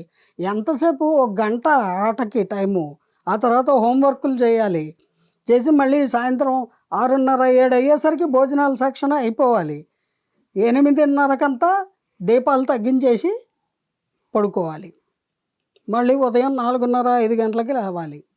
ఇలా క్రమబద్ధమైనటువంటి క్రమశిక్షణతో కూడిన జీవనానికి అలవాటు చేశారు మా తల్లిదండ్రులు. ఇప్పటి కాలంలో తల్లిదండ్రులకి అంత సమయము లేదు. ఆ తల్లిదండ్రులకు కూడా ఇలాంటి క్రమశిక్షణ ఉందో లేదో మరి నాకు తెలీదు. మరి వాళ్ళకి తెలిస్తే కదా వాళ్ళ పిల్లలకి చెప్పుకుంటారు. అవును. ఒకవేళ వాళ్ళకి తెలిసిన పిల్లలకి నేర్పించి చెప్పే అంత వ్యవధి ఫ్రీ టైం వాళ్ళకు ఉండట్లా. ఎందుకని ఇద్దరూ కలిసి ఉద్యోగాలు చేస్తున్నారు, ఇద్దరూ కలిసి చదువుకుంటున్నారు, ఇద్దరూ కలిసి అంటే ఇక్కడ మనసు బాగా పనిచేస్తుంది ఓవర్గా. మనకు ఇందాక చెప్పుకున్నాం కదా. సో ఆ మనసు ఏం చెబుతుంది, అక్కడ విల్లా కొను, ఇక్కడ 4 బెడ్రూమ్ ఫ్లాట్ కొను అంటే అది ఫ్లాట్ కొనాలంటే 2-3 కోట్లు కావాలి, విల్లా కొనాలంటే 5-10 కోట్లు కావాలి. ఈ కోట్లన్నీ తల్లిదండ్రులు ఇవ్వరు కదా, వాళ్ళేదో వాళ్ళ శక్తి కొద్దీ ఇస్తారు. మరి తక్కింది వీళ్ళిద్దరూ సంపాదించుకోవాలి కదా. మరి టైం ఉండదు కదండి, నో టైం. ఆ ఉన్న టైము దానికే వినియోగిస్తారు. మరి రొటీన్గా పెళ్లి చేసుకున్నాక 1-6 పిల్లలు పుడతారు, వాళ్ళు గాలికి అలా పెరుగుతూ ఉంటారు అంతే. వాళ్ళకి దేవుడు ఎలా పెంచితే అలా ప్రకృతి ఒడిలో పెరుగుతారు. అలాగా పెరిగి ఎలా తయారవుతున్నారో చూస్తున్నాం కదా. వాళ్ళు ఏదన్నా జీవితంలో తప్పులు చేస్తే తల్లిదండ్రులు మీరు ఏడవండి, నేను కఠినంగా అంటున్నానని మీకు అనిపిస్తే సారీ, మీరు బాధపడండి, కానీ వాళ్ళని మాత్రం బాధించొద్దు, వాళ్ళని మీరు హింసించొద్దు. ఎందుకంటే వాళ్ళు అలా తయారవడానికి పరోక్షంగా కానీ ప్రత్యక్షంగా కానీ 80% మీరే కారకులు. ఒక్కసారి ఆత్మ పరిశీలన చేసుకుంటే మీకు తెలుస్తుంది. అలా లేని తల్లిదండ్రులు చక్కగా పిల్లల్ని పద్ధతిగా పెంచుకునే వాళ్ళు నో ప్రాబ్లం, హ్యాపీగా వాళ్ళ పిల్లలు బాగుంటారు, వాళ్ళ ఫ్యామిలీస్ బాగుంటాయి, వాళ్ళ ఫ్యూచర్లు బాగుంటాయి, అన్నీ బాగుంటాయి. అంటే ఈ మధ్య కాలంలో జనరేషన్, ఈ 90s జనరేషన్ ఎలా ఉందంటే, అంతకుముందు పేరెంట్స్ ఎరా నీకేం తెలియదు కూర్చో అనేవాళ్ళు, ఓకేనా. ఇప్పుడు ఈ పేరెంట్స్ని మీకేం తెలియదు కూర్చో అంటున్నారు. అట్లా రివర్స్ అయిపోయింది. అయితే ఈ పేరెంట్స్ పాపం 90s వాళ్ళు చిన్నగా ఉన్నప్పుడు వాళ్ళ తల్లిదండ్రులు నీకేం తెలియదు కూర్చో అనడమే, ఇప్పుడు వీళ్ళ పిల్లలు కూడా వచ్చి నీకేం తెలియదు కూర్చో అనడమే. సో ఈ జనరేషన్లో పేరెంట్స్ పరిస్థితి ఇట్లా ఉంది. అంటే అప్పుడు నాకేం తెలియదు కూర్చో, ఇప్పుడు నీకేం తెలియదు కూర్చో, ఇంకెప్పుడు వీళ్ళు తెలుసుకునేది. వీళ్ళకి తెలిసేది వీళ్ళ జీవితంలో వీళ్ళ అనుభవాలతోటి వీళ్ళు తెలుసుకుంటారండి. ఇప్పుడు నా జీవితాన్ని నేను జీవిస్తాను కదా, నా జీవితాన్ని నేను జీవించినప్పుడు నాకు కొన్ని ఎక్స్పీరియన్స్లు అవుతాయి, whether good experiences are bad. ఏదో మంచో చెడో అనుభవాలు కొన్ని ఏర్పడతాయి కదా ఒక 50 ఏళ్ళు 60 ఏళ్ళు జీవించేసరికి. అప్పుడు కూర్చో అని నా బాల్యంలో చెప్పినా నేను లేచి నడవడం మొదలుపెట్టాక, పరుగు మొదలుపెట్టాక నా జీవన ప్రయాణంలో నాకు కొన్ని ఎక్స్పీరియన్స్లు అవుతాయి. తర్వాత జనరేషన్ నా తర్వాత వాళ్ళు నన్ను కూర్చో అని అంటున్నారు అంటే దానికి 2 రీజన్స్. నా ఎక్స్పీరియన్స్లు వీళ్ళకి వర్కౌట్ అవ్వవు, ఓకే, వాళ్ళ అనుభవాలే వాళ్ళకి కరెక్ట్ అనిపిస్తాయి, నా అనుభవాలు నాకు కరెక్ట్ అనిపిస్తాయి, వాళ్ళు రాంగ్ అనిపిస్తారు. దీనికి జనరేషన్ గ్యాప్ అని అంటారు. అంటే నేను ఒక 60 ఏళ్ల క్రితం పుట్టిన మనిషిని, ఇప్పుడు పుట్టిన ఓ 20 ఏళ్ల వాడికి నా 40 ఏళ్ల ఎక్స్పీరియన్స్ వాడికి పనికిరాదు. వాడి లేటెస్ట్ ట్రెండే వాడికి పనికొస్తుంది, అదే కరెక్ట్ అనిపిస్తుంది. వాట్ నాన్సెన్స్, నీకు తెలియదు నువ్వు కూర్చో, అలాగే తర్వాత వింటాను, టైం లేదు, వెళ్ళిపోతూ ఉంటాడు. ఆ వెళ్ళిపోయి వాడు ఏవో అనుభవాలు సంపాదించుకుంటాడు. కానీ ఆ అనుభవాల్లో మంచి అనుభవాలు సంపాదించుకుంటే మేము కూడా గర్వపడతాము, సంతోషిస్తాము. అదే వాళ్ళు మోసపోవడము, మోసం చేయడము, వ్యసనాలు, మరే రకంగా అయినా ఇబ్బందుల పాలు అయితే ఆఖరికి జీవితమే వద్దు అనుకునే స్థితికి చేరుకుంటే దుఃఖించే వాళ్ళలో మొట్టమొదట ఉండేది మా జనరేషన్. అవును. అందుకని వాళ్ళు విచక్షణతో కొంచెం ఆలోచించాలి అంటాను నేను. ఇప్పటి జనరేషన్ పెద్దవాళ్ళు ఎందుకు చెప్తున్నారు, పెద్దవాళ్ళతో ఎందుకు సంప్రదించాలి, ఎందుకు వాళ్ళకు ఒక్క ముక్క చెప్పాలి, లేదా వాళ్ళు చెప్పేది ఒక క్షణము ఆగి వినాలి ఓర్పుగా అంటే, వాళ్ళ ఎక్స్పీరియన్స్లో కొంత భాగమైనా నీకు ఏదో ఒక రకంగా ఉపయోగపడుతుంది. ఆ విషయం నువ్వు వింటే కదా తెలుసుకుని, వింటే కదా. వినే ఓపిక లేదు, టైం లేదు, అప్పుడు వెళ్ళి వెళ్ళి వెళ్ళి ఊబిలో పడుతున్నారు. ఇంకొకటమ్మా, ఇందాక మీరు అన్నారు జీవితం జీవిస్తున్నారు కదా అని. ఇప్పట్లో జీవితాన్ని ఎవరు జీవించట్లా, ప్రదర్శిస్తున్నారు. ఏంటది తేడా అసలు? అంటే ఏదో ప్రదర్శించుకోవాలి, ప్రతీది ప్రదర్శించుకుంటున్నారు. వాళ్ళ జీవితం వాళ్ళు ఎవరు జీవించట్లా. కట్టు బొట్టు అన్నీ బాగున్నాయి, దానికంటే నేను బాగున్నానా, వాళ్ళు అది కొన్నారా, మన దానికంటే బాగుందా. పార్టీకి వెళ్ళినా కూడా, తినడానికి వెళ్ళినా సరిగా తినట్లా. ఎవరు మనకంటే గొప్పగా ఉన్నారు, మనకంటే తక్కువ ఎవరు ఉన్నారు, మనం పర్వాలేదా, ఇక్కడ 2 విషయాలు ఈ ప్రదర్శన ఎందుకు వస్తుంది? 2 విషయాలు చెప్పాలి ఈ క్వశ్చన్కి ఆన్సర్. ఒకటి, ఒక 40-50 ఏళ్ల క్రితం పుట్టిన వాళ్ళు, వాళ్ళల్లో చైతన్యము లేదా ఈ మార్పు మార్పు అనేది సహజము. సృష్టిలో మార్పు అనేది, ప్రకృతిలోనే మార్పు సహజము. మానవ జీవనంలో మార్పు అనేది అతి సహజమైనటువంటి ప్రక్రియ, ఆటోమేటిక్గా జరిగిపోతుంది. అయితే ఆరోగ్యకరమైన మార్పులు వస్తే అందరూ అభినందిస్తారు, ఆనందిస్తారు. అనారోగ్యకరమైన మార్పులు వస్తేనే బాధపడతాము. అయితే అప్పుడు ఆడపిల్లలు కూడా మగవాళ్ళతో సమంగా కష్టపడేవాళ్ళు. అయితే ఇంటి వరకే వాళ్ళ కష్టము. ఇంట్లో సహాయం చేసేవాళ్ళు, ఇంట్లో ఏ పని చెప్తే అది చేసేవాళ్ళు, ఇంట్లో కుటుంబ సభ్యులకి తోడునీడగా ఉండి వాళ్ళకి కావాల్సినటువంటి కష్ట సుఖాల్లో పాలు పంచుకోవడము అది చేస్తూ ఉండేవాళ్ళు. తర్వాత ఆ రోజుల్లో ఆడవాళ్ళు తక్కువగా చదువుకున్నవారు కాబట్టి వ్యవసాయ పనులు కానీ లేదా కుటుంబ సంబంధిత పనుల్లో కానీ వాళ్ళు పాలు పంచుకునేవారు. అంతవరకు డెవలప్మెంట్. ఆ తర్వాత చదువుకోవడాలు, ఆడపిల్లలు చదువుకున్న తర్వాత అలా చదువుకొని ఉండిపోతే కాదు, మనం కూడా వేడి నీళ్ళకి చన్నీళ్ళు సాయంలాగా ఉంటుంది. కొంచెం బెటర్ లైఫ్ లీడ్ చేయడానికి అన్ని ఖరీదులు ఎక్కువైపోయాయి కాబట్టి మనం కూడా ఉద్యోగం చేసి కొంచెం సంపాదిద్దాము. దానికి మెల్లగా ఇంట్లో మగవాళ్ళు కూడా అనుమతించి పర్వాలేదమ్మా అని చదివించిన తండ్రి, అన్నదమ్ములు, అక్క చెల్లెళ్ళు, తల్లి వీళ్ళందరూ కూడా వాళ్ళు ప్రోత్సహించి ఉద్యోగాలు చేయడానికి విడిచిపెట్టడం. ఆ తర్వాత మహిళలు కూడా ఉద్యోగాలు చేయడము, అన్ని రంగాల్లో కూడా ప్రవేశించడము, ఇవన్నీ జరుగుతూ వచ్చాయి.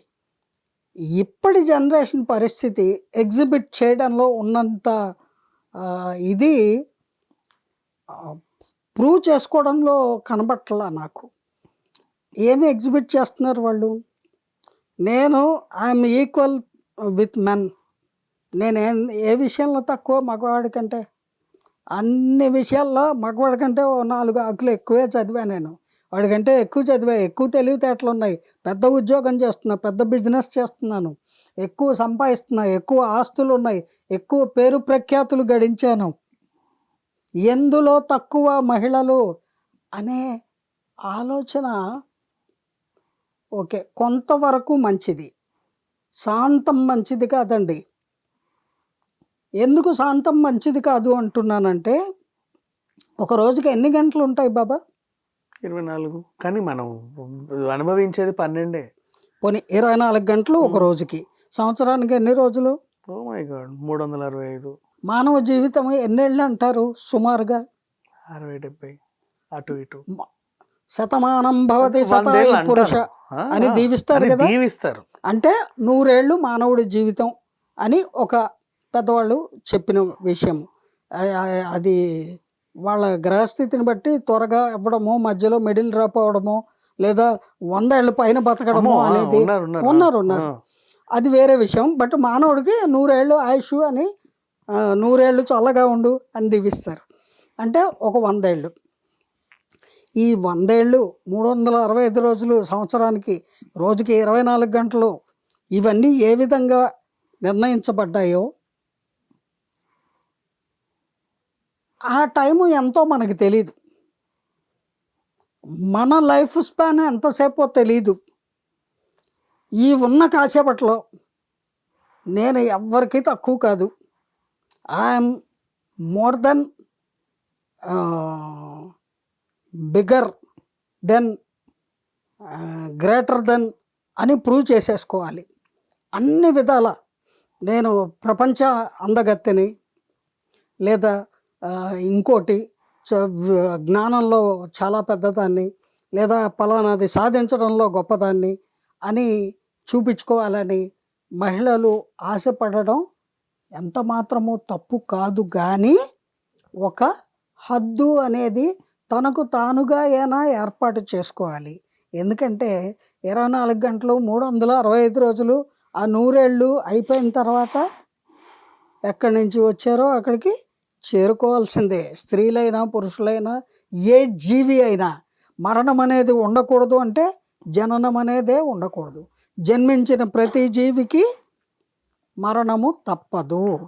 ఈ మధ్యకాలంలో ఈ జీవితము అనేటువంటిది ఎలా జీవించాలి అనేది చక్కగా పద్ధతిగా జీవించాలి అని ఎవరికి వాళ్ళు, స్త్రీలు కానీ పురుషులు కానీ నిర్ణయం తీసుకోవాలి. తీసుకొని ఒక క్రమశిక్షణ, సెల్ఫ్ డిసిప్లిన్, ఎవరికి వాళ్ళే సెల్ఫ్ డిసిప్లిన్ కలిగి ఉంటే ఈ ఎగ్జిబిట్ చేసేటువంటి అవసరం అగత్యం లేదు.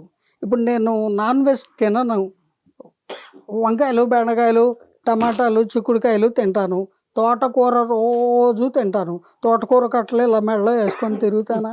ఓకే, నాకు తోటకూర ఇష్టమండి, మీరందరూ కూడా అదే తినండి అని అందరికీ చెబుతానా? ఇష్టం వాళ్ళు. అలాగే మాంసం తినేవాళ్ళు, మాంసాహారులు ఈ ఇష్టంగా తింటారు. ఆ ఎముకలు దండ వేసుకొని తిరుగుతారా? లేదా ఇక్కడ ఒక బోర్డు, మూర్ఛ రోగిలాగా బోర్డు వేసుకొని మేము ఈ మేనో ఇది తింటాము అని, మా మతం ఇది, మా కులం ఇది, మా ఇది అని రాసుకొని తిరుగుతారా? ఎగ్జిబిట్ చేస్తారా? అవసరమా? ఇలాంటి ఆలోచన గనక ఇప్పటి జనరేషన్ స్త్రీలు కానీ పురుషులు కానీ చేయగలిగితే వాళ్ళు అటువంటి ఎగ్జిబిషన్ కార్యక్రమం తగ్గించుకొని చక్కగా ప్రిన్సిపుల్డ్ లైఫ్, ఒక కొన్ని ప్రిన్సిపల్స్ పద్ధతులు వాళ్ళకి వాళ్ళే నియమించుకొని దాన్ని అతిక్రమించకుండా చక్కటి ఫ్యూచర్ని వాళ్ళు they can enjoy their life. They need not exhibit. అది వాళ్ళ యొక్క అజ్ఞానము అనే అనుకోవచ్చు మనం. ఇందాక మీరు అన్నట్టుగా కులము మతము అన్నారు కదా, మనిషి పుట్టింది మనిషిలా కదా, ఇవన్నీ ఎలా వచ్చాయి మధ్యలో? మానవులు ఏర్పాటు చేసుకున్నవే. కులము, మళ్ళీ దాంట్లో మతము, మళ్ళీ దాంట్లో ఇంకోటి, దాంట్లో ఇంకోటి, అందులోపల ఇంకేదేదో. అవును, ఇవి ఏంటంటే వీటన్నిటికీ కారణం, మీరు నన్ను ఎక్కడ భూమి గుండ్రముగా ఉండును, ఆ భూమి తన చుట్టూ తాను తిరుగుతూ సూర్యుడి చుట్టూ తిరుగుతూ ఉంటుంది. అలా ఇలా గ్రహాలు, ఈ భౌగోళిక ఇది పుస్తకంలో మనం చదువుకున్న విషయం, ఇది ఒక్కసారి గుర్తు చేసుకుంటే అలాగే మానవుడు ఎటు నుంచి ఎటు వచ్చినా ఆ మనసు గ్రిప్లోకి వెళ్ళక తప్పదు అని ముందు అనుకున్నాం కదా. ఆ మనసు చేసే పని అన్నమాట. ఆ మనసు ఏం చేస్తుంది? వీటన్నిటికీ ఆజ్యం పోస్తుంది, అంటే ఎంకరేజ్ చేస్తుంది. మనము ఒకళ్ళు ఎంకరేజ్ చేస్తే ఎంకరేజ్ అయిపోవాలా? ఇప్పుడు నన్ను ఎవరో కూర్చొని ఎందుకండి ఆ స్పీచ్లు, రండి చక్కగా పబ్కి వెళ్ళి మందు తాగుదాం, ఈ రోజుల్లో ఆడవాళ్ళు కూడా తాగుతున్నారు, తప్పలేదమ్మా రండి అని తీసుకెళ్తే ఎవరో ప్రొవోక్ చేస్తే నేను వెళ్ళిపోవడమేనా? మనకంటూ ఒకటి ఉంటుంది, నాకంటూ ఒక ఆలోచన లేదా? ఏది మంచి పని ఏది చెడు పని నేను నిర్ణయం తీసుకొని వెళ్ళాలా అక్కర్లేదా అనేది నిర్ణయం తీసుకోవాలి కదా. అలాగే ప్రతి వాళ్ళు కూడా వాళ్ళు ఆలోచించాలి, ఎలా చెప్తే అలాగా చేసేయకూడదు. దీని అన్నిటికీ కారణం మళ్ళీ మనసే. ఈ మనసే చెప్తుంది నువ్వు ఎగ్జిబిట్ చేయి, నువ్వు ఇలా చేయి అలా చేయి, ఏం చేసినా తప్పులేదు, ఇప్పుడు కాకపోతే ఎప్పుడు చేస్తావు, ముసలోళ్ళే ఎక్కో మూలపడి ఉండాలి అంతవరకు బతుకుంటే. అందుకని ఇప్పుడే తినే, ఇప్పుడే తాగే, ఇప్పుడే ఎంజాయ్ చేసే, ఇదే ఎంజాయ్మెంట్ అంటే అనే భ్రమల్లో, ఆకర్షణలో, అటువంటి ఆకర్షణలకి భ్రమలకి అలా ఇతరులు ప్రవోక్ చేస్తే ప్రలోభాలకి లొంగి, అంటే టెంప్ట్ చేస్తే అదేంటో చూద్దాం ఇదేంటో తెలుసుకుందాం అని టక్కున ముందుకెళ్ళడం, ఆ తర్వాత ఒక్క అడుగు కూడా ముందుకు వేయలేరు వెనక్కి వేయలేరు. ఎందుకంటే అక్కడ జరగరాని నష్టము కష్టము వాళ్ళు ఫేస్ చేయాలి కదా. అప్పుడు తెలిసి వస్తుంది, అయ్యో ఈ అడుగు ఎందుకు వేసాను, వాడి మాట ఎందుకు విన్నా, దాని మాట ఎందుకు విన్నా. అప్పుడు ఎంత కాదనుకున్నా ఇంత పిచ్చి పిచ్చి ఆలోచనలు రావడం ఒక ఒక రకంగా చెప్పాలంటే ఇది మానసిక వ్యాధులే. మానసిక వ్యాధే ఇది. ఒక రకంగా కాదు, ఆ! ఒకే రకం. మానసిక వ్యాధే ఇది. సో, ఇప్పుడు చెప్పండి, మీకు వైద్యంలో గూడా బాగా నాలెడ్జ్ ఉంది. నాలెడ్జ్ అంటే మీకు ఏ అంబేద్కర్ యూనివర్సిటీ నుంచి ఎక్కడి నుంచో ఎంబీబీఎస్ సర్టిఫికేట్లు ఇవ్వల. కానీ వాళ్ళకున్నంత నాలెడ్జ్ అంతకు మించి మీకుందని మేము అనుకుంటున్నాం. బేసికల్లీ నాకు అయ్యో. పర్సనల్‌గా తెలుసు కాబట్టి నేను చెప్తున్నా. ఉమ్. సో, ఇట్లా మానసిక వ్యాధులు, పిచ్చి పిచ్చి ఆలోచనలు చేసేవాళ్ళు, సరిగ్గా నిద్రపోరు. ఎప్పుడు ఏదో ఆలోచిస్తా ఉంటారు. మైండ్ పాడైపోతా ఉంటది. చిన్నగా ఏదైనా జరిగితే ఎక్కువగా తీసుకొని కుమిలిపోతా ఉంటారు. ఉమ్. చిన్న సంతోషం వచ్చినా ఎక్కువగా సెలబ్రేట్ చేసుకుంటారు. అబ్బా! ఏదో అయిపోయింది జీవితం మొత్తంలో అని. ఇట్లా మానసికంగా ఆలోచించే వాళ్ళు ఉమ్. కొంతకాలం ప్లెజెంట్‌గా ఉండి, ఇంటి పట్టునే ఉండి వీటి నుంచి బయటపడాలంటే ఎలాంటి ఆహార నియమాలు పాటించాలి? ఎట్లాంటి చిన్న చిన్న వైద్యం చేసుకోవాలో చెప్పండి మామూలుగా? సాత్వికమైన ఆహారము తీసుకోవడం అనేది అందరికీ మంచిది, అన్ని విధాలా కూడా. సాత్విక ఆహారం అంటే పళ్ళు, కాయగూరలు, ఇవి. అంటే వెంటనే మాంసాహారం తినేవాళ్ళు నా మీదకి యుద్ధానికి ఆ! వస్తారేమో. ఆ! అది కూడా ఆమ్, మీరు నన్ను తిట్టుకున్నా సరే, it is not that good. సాత్విక ఆహారం తినడానికి అలవాటు పడితే మంచిది. మెల్లమెల్లగా ఆ అలవాటు ఉన్నవాళ్ళు తగ్గించుకొని, తర్వాత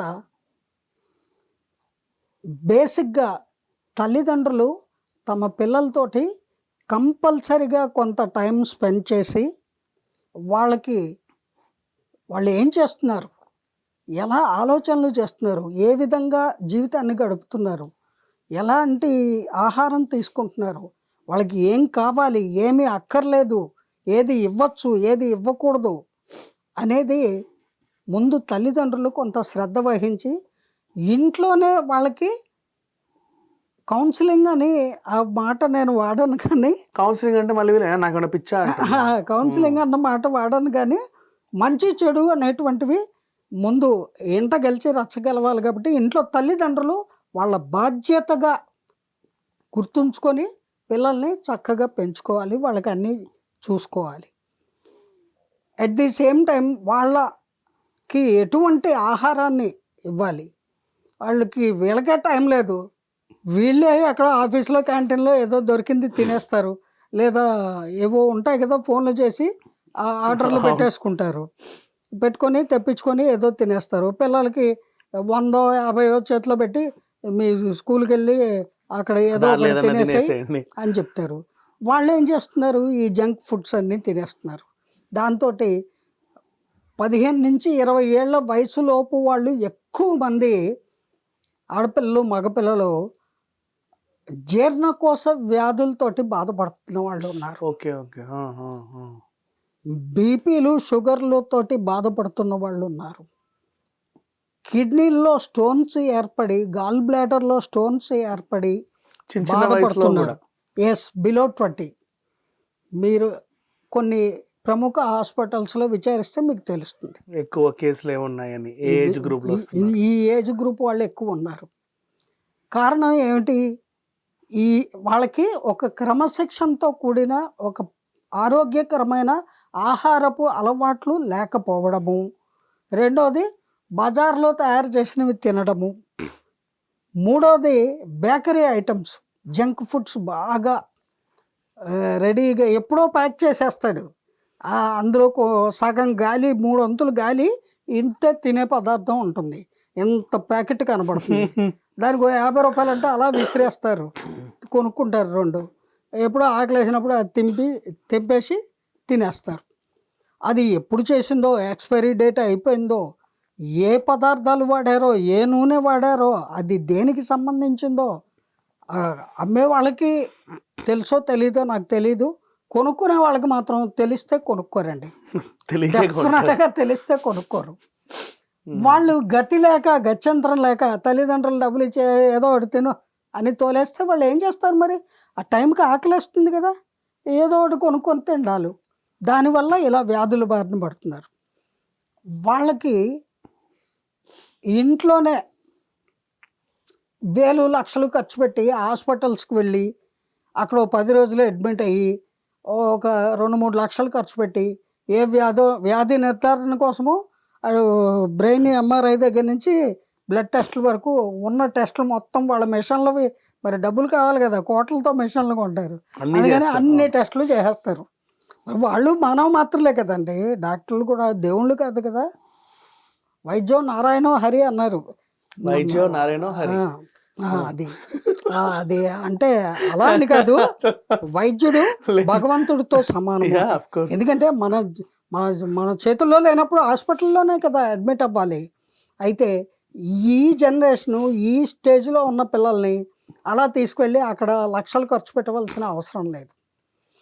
ఒకసారి తీసుకువెళ్ళి చూపించి తీసుకువచ్చేసిన తర్వాత ఇంట్లోనే తల్లిదండ్రులు వాళ్ళకి చక్కటి ఆహారాన్ని తయారు చేసి పెట్టడము, సాత్వికమైన ఆహారాన్ని పెట్టడము, అలాగే వంటింట్లోనే మనకి ఆరోగ్యాన్ని కాపాడే అనేక వస్తువులు మనం నిత్యము వంటల్లో వాడుకునేవి ఉంటాయి.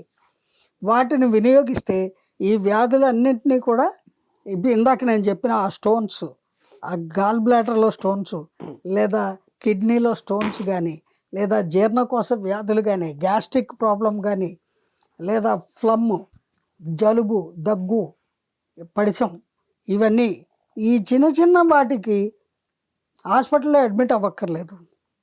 అయితే కరోనా వచ్చినప్పటి నుంచి అని తగ్గితే చాలు, ఇది కరోనా ఏమో అని తీసుకోవడం, పారిపోతున్నారు, అక్కడ అడ్మిట్ చేసేయడం. వాళ్ళు రకరకాల టెస్టులు వైద్యాలు చేసి చివరికి 2 రోజుల్లో ఒక 3 లక్షలు బిల్లు వేసి ఏమీ లేదు ఈ పలానా కాఫ్ సిరప్ తాగించండి తీసుకెళ్ళాలని చెప్తారు. ఓకే. మరి ముతక సామెత ఒకటి ఉంది, నాకు అంత పాలిష్డ్గా చెప్పడం తెలీదు, ఉన్నది ఉన్నట్టు చెప్తాను. క్షవరం అయ్యాక వివరం తెలుస్తుందట. అంటే ఖర్చు అయిన తర్వాత తెలుసుకుంటారు. ముందు నాలాంటి పెద్దవాళ్ళు ఒరే ఎందుకు నాయనా అని ఇంట్లో పెద్దవాళ్ళు ఉంటే వాళ్ళు చెప్తారు, ఎందుకురా కొంచెం వామ్ వాటర్ తాగించు, ఒక 4 రోజులు జీలకర్ర కషాయం తాగించు అని చెప్తారు. చెప్తే దాన్ని ఆచరించడానికి వీళ్ళకి ఇష్టం ఉండదు. అసలు ఇవాళ రేపు ఇంట్లో పెద్దవాళ్ళు ఎంతమందికి ఇంట్లో ఉన్నారు, ఎంతమంది తల్లిదండ్రులని ఇంట్లో ఉంచుకుంటున్నారు? వీళ్ళ బిజీ లైఫ్ స్టైల్కి వాళ్ళు అవుట్డేటెడ్, వాళ్ళు ఉంటే ఏదో ఒక దానిలో కల్పించుకుంటారు, అన్నిటికీ కల్పించుకుంటారు. వాళ్ళకి అది తెలుసు కాబట్టి అక్కడ కల్పించుకుంటారు. మాకొద్దు, వాట్ నాన్ సెన్స్, నువ్వు చెప్పేదేంటి మాకు తెలీదా, మేము తెలుసుకుంటాం. ఓకే, నువ్వు నోరు మూసుకొని ఉండవు, మూల పడు 80 ఏళ్ళు వచ్చాయి, నువ్వేంటి చెప్పేది అంటే. అందుకని తీసిపోయి ఏ గొడవ ఉండదు, ఆస్తి పాస్తి రాయించేసుకొని ఓల్డేజ్ హోమ్లోనో ఎక్కడో ఏ బస్ స్టాండ్లోనో ఏ రైల్వే స్టేషన్లోనూ కూర్చోబెట్టి అడ్రస్ లేకుండా వీళ్ళు జంప్ అయిపోతున్నారు. తల్లిదండ్రులు ఇప్పుడు వాళ్ళ దుస్థితి అలా ఉంది. 80% తల్లిదండ్రులు, వాళ్ళు ఎవరి తల్లిదండ్రులు, బాగా ఆస్తిపాస్తులు ఉన్న వాళ్ళ తల్లిదండ్రుల గతి ఇదే. గుడిసెల్లో ఉండే నిరుపేదల తల్లిదండ్రుల దుర్గతి ఇదే జరుగుతోంది. నన్ను తిట్టుకోండి బాగా, ఎందుకంటే యథార్థవాది లోక విరోధి, నేను ఉన్నది ఉన్నట్టు చెబుతాను. మిమ్మల్ని చూసి జాలి ఫీల్ అవ్వాలి, వాళ్ళని జెలస్ ఫీల్ అవ్వాలి, ఎందుకంటే మీకు ఆ దుర్గతి పట్టల లేదు బాబా. సంతోషం. నా తల్లిదండ్రుల్ని వాళ్ళకి భగవంతుడి దగ్గర నుంచి పిలుపు వచ్చేంత వరకు కూడా వారి సేవ చేసుకునే భాగ్యం నాకు కలిగింది. అందుకు నేను సర్వదా భగవంతుడికి కృతజ్ఞతలు చెబుతూనే ఉంటాను. ఈ జన్మలో నాకు అదృష్టం కలిగింది. వాళ్ళని భగవంతుడి దగ్గర పిలుపు వచ్చేదాకా చివరి క్షణాల దాకా నేనే చూసుకున్నాను. అది ఎంతో అదృష్టము, ఎంతో యోగము, ఎంతో పుణ్యం చేసుకుంటే తప్ప తల్లిదండ్రుల్ని సేవించుకుంటే భగవంతుడిని సేవించినట్టే. ఈ సత్యము చాలామంది తెలుసుకుంటే తల్లిదండ్రుల్ని దూరం చేసుకోరు ఎవరు. ఈ ప్రత్యేకమైన రోజు నేను ఆడవాళ్ళకు కూడా వినమ్రతతో మనవి చేసుకుంటున్నాను. కనీసం ఆడపిల్లలు మీరైనా పెద్ద మనసుతోటి మీ తల్లిదండ్రుల్ని దూరం చేసుకోకండి. వాళ్ళు జన్మ ఇవ్వందే మనము ఈ ఎర్త్ మీద బర్త్ తీసుకోలేదు. ఈ ఒక్క విషయాన్ని మనం గుర్తుపెట్టుకుంటే వాళ్ళని దేవుడు పిలిచేదాకా మనం చూసుకోగలుగుతాము. ఏం బాబా? అవును. మీకు అనిపించలేదా నాకు పిల్లలు ఉంటే బాగుండు, నన్ను చూసుకునే వాళ్ళు ఏంటిది అని? ఇన్నేళ్లలో, ఈ 60 ఏళ్లలో ఎప్పుడు అనిపించలేదా? ఒక్కసారి కూడా అనిపించలా. అరే అనిపించాలి కదా, అలా ఎలా అనిపించదు? అనిపించలా. కారణం ఏమిటి అంటే ఎంత అంటే, కాదన్నా మనం కూడా మనుషులమే, చుట్టుపక్కల అందరినీ చూస్తూనే ఉన్నాం, పిల్లల్ని చూస్తున్నాం, అందరినీ చూస్తున్నాం, తల్లిదండ్రులను చూస్తున్నాం, ప్రెగ్నెంట్ లేడీలను చూస్తున్నాం. ఇంతమంది చూసినప్పుడు ఈ 60 ఏళ్లలో కూడా ఒక్కసారి కూడా ఏంటిది నాకు ఎందుకు అనిపించలేదు? అనిపించలేదు. దానికి 2 ప్రధానమైన కారణాలు. ఒకటి, నా చిన్నతనం నుంచే, నాకు ఊహ తెలిసినప్పటి నుంచి తల్లిదండ్రుల్ని బాధించే వాళ్ళని నేను ఆ కాలం నుంచి కూడా నేను చూస్తూ వాళ్ళు పిల్లల వల్ల ఎన్ని రకాలుగా మానసికంగా, శారీరకంగా, ఆర్థికంగా, అనారోగ్య పరిస్థితుల్లోనూ ఎన్ని రకాల ఇబ్బందులు పడుతున్నారో అటువంటి వాళ్ళని చాలామందిని చూసి, ఇటువంటి పిల్లల్ని కనకపోతే ఏంటి, పిల్లలు ఎలా తయారవుతారని ఏ తల్లిదండ్రులు అనుకోరు కదా. పిల్లల్ని కంటారు కానీ వాళ్ళ తలరాతల్ని కన్నారు కదా. ఇలా నేను ఆలోచన చేసేదాన్ని. నేను మాత్రము అటువంటి బిడ్డగా ఉండకూడదు. నా తల్లిదండ్రుల్ని దేవుళ్ళలాగా, దేవతల్లాగా చూసుకోవాలి. వాళ్ళే నాకు కంటికి కనిపించిన తల్లిదండ్రులే కనిపించే దైవాలు అనే భావనతో నా జీవితం గడిపాను. అయితే మరో కారణం ఏమిటి అంటే, జాతకరీత్యా నేను అన్నీ నమ్ముతాను. జాతకరీత్యా నాకు సన్యాస యోగము, అంటే సంసార యోగము లేదు, సన్యాస యోగము, వివాహము, పిల్లలు ఇటువంటివి నా జాతకంలో లేవు. సాధు జీవనము గడిపే యోగము ఉంది నా జాతకంలో. అది అందుకు నేను భగవంతుడికి శతకోటి వందనాలు తెలియజేస్తున్నాను. ఎందుకంటే మనము యద్భావం తద్భవతి. మనము ఏ దృష్టితో అయితే చూస్తామో ఎదటి జీవుల్ని, మానవుల్ని, మనుషుల్ని, ఆ భావనతోటే వాళ్ళు మనకి గోచరిస్తారు, అంటే కనబడతారు. నేను ఫర్ ఎగ్జాంపుల్ మిమ్మల్ని నా కొడుకులా భావించాను అనుకోండి, మీరు నాకు కుమారుడు, అతన్ని కొడుకులా భావించాను అనుకోండి, ఆ కెమెరామెన్ అతను నాకు కొడుకు. అలాగే నేను నాకంటే వయసులో చిన్నపిల్లల్ని నా బిడ్డలుగా భావిస్తాను. అందరూ ఆడపిల్లలైనా సరే, మగపిల్లలైనా సరే, కొన్ని కోట్ల మంది బిడ్డలు నా బిడ్డలు. అంతమందికి నేను మదర్ని. ఆ భావన నాలో ఉన్నంత వరకు నాకు పెళ్లి కాలేదే, నాకు పిల్లలు పుట్టలేదే అనేటువంటి ఆలోచనే నాకు రాదు, ఇప్పటి వరకు రాలేదు. దైవికంగా ఇప్పటిదాకా రాలేదు ఆ ఆలోచన. I will feel everybody is my children who are younger than me. And ఇంకొకటి, మీరు బహుముఖ ప్రజ్ఞాశాలి బేసికల్లీ. అంటే ఒకప్పుడు ఎప్పుడో డైరెక్టర్ అవుదామని అసిస్టెంట్ డైరెక్టర్గా జాయిన్ అయ్యారు. నాకు తెలిసినంత వరకు ఇప్పటి వరకు ఇండస్ట్రీలో ఫస్ట్ లేడీ అసిస్టెంట్ డైరెక్టర్ మీరే కాదా? తెలుగు ఫిలిం ఇండస్ట్రీ, అంటే తెలుగు తెలుగు చలనచిత్రానికి నాకు తెలిసినంత వరకు వేరే ఇండస్ట్రీలు నాకు కూడా తెలియదు. సో మీరే తొలి నాళ్ళల్లో తొలి మహిళ అసిస్టెంట్ డైరెక్టర్ కాకముందే ఇలా అయిపోయారా, లేకపోతే అసలు అంతా వదులుకొని ఇటు వచ్చారా? లేదండి, నేను పూర్తి నిడివి గల చిత్రానికి డైరెక్షన్ చేయలేదు. అప్రెంటిస్ స్థాయి నుంచి అసోసియేట్ డైరెక్టర్గా కొన్ని సినిమాల వరకు పనిచేశాను. దాదాపు ఒక 29 సినిమాలకి నేను వర్క్ చేశాను. మా గురువులు ఎన్ గోపాలకృష్ణ గారు లక్ష్మణరేఖ అనే చిత్రాన్ని డైరెక్ట్ చేశారు. వారి దగ్గర నేను అప్రెంటిస్గా డైరెక్షన్ డిపార్ట్మెంట్లో మొట్టమొదట చేరాను. ఆ తర్వాత సంగీతం శ్రీనివాసరావు గారు, మౌళి, రాజాచంద్ర గారు, కొమ్మినేని శేషగిరిరావు, తర్వాత ఎం బాలయ్య గారు, వీరందరూ కూడా మహానుభావులు, నా గురువులు. వారే కాదు, ఈ సినిమాకి సంబంధించిన 24 క్రాఫ్ట్స్, 24 క్రాఫ్ట్స్కి సంబంధించినటువంటి ప్రముఖ వ్యక్తులు ఒక 45 ఇయర్స్ బ్యాక్ ఎవరైతే ఉన్నారో, అప్పటికి ఇంకా జీవించి ఇండస్ట్రీలో ఉన్నారో, వాళ్ళందరితో కూడా కలిసి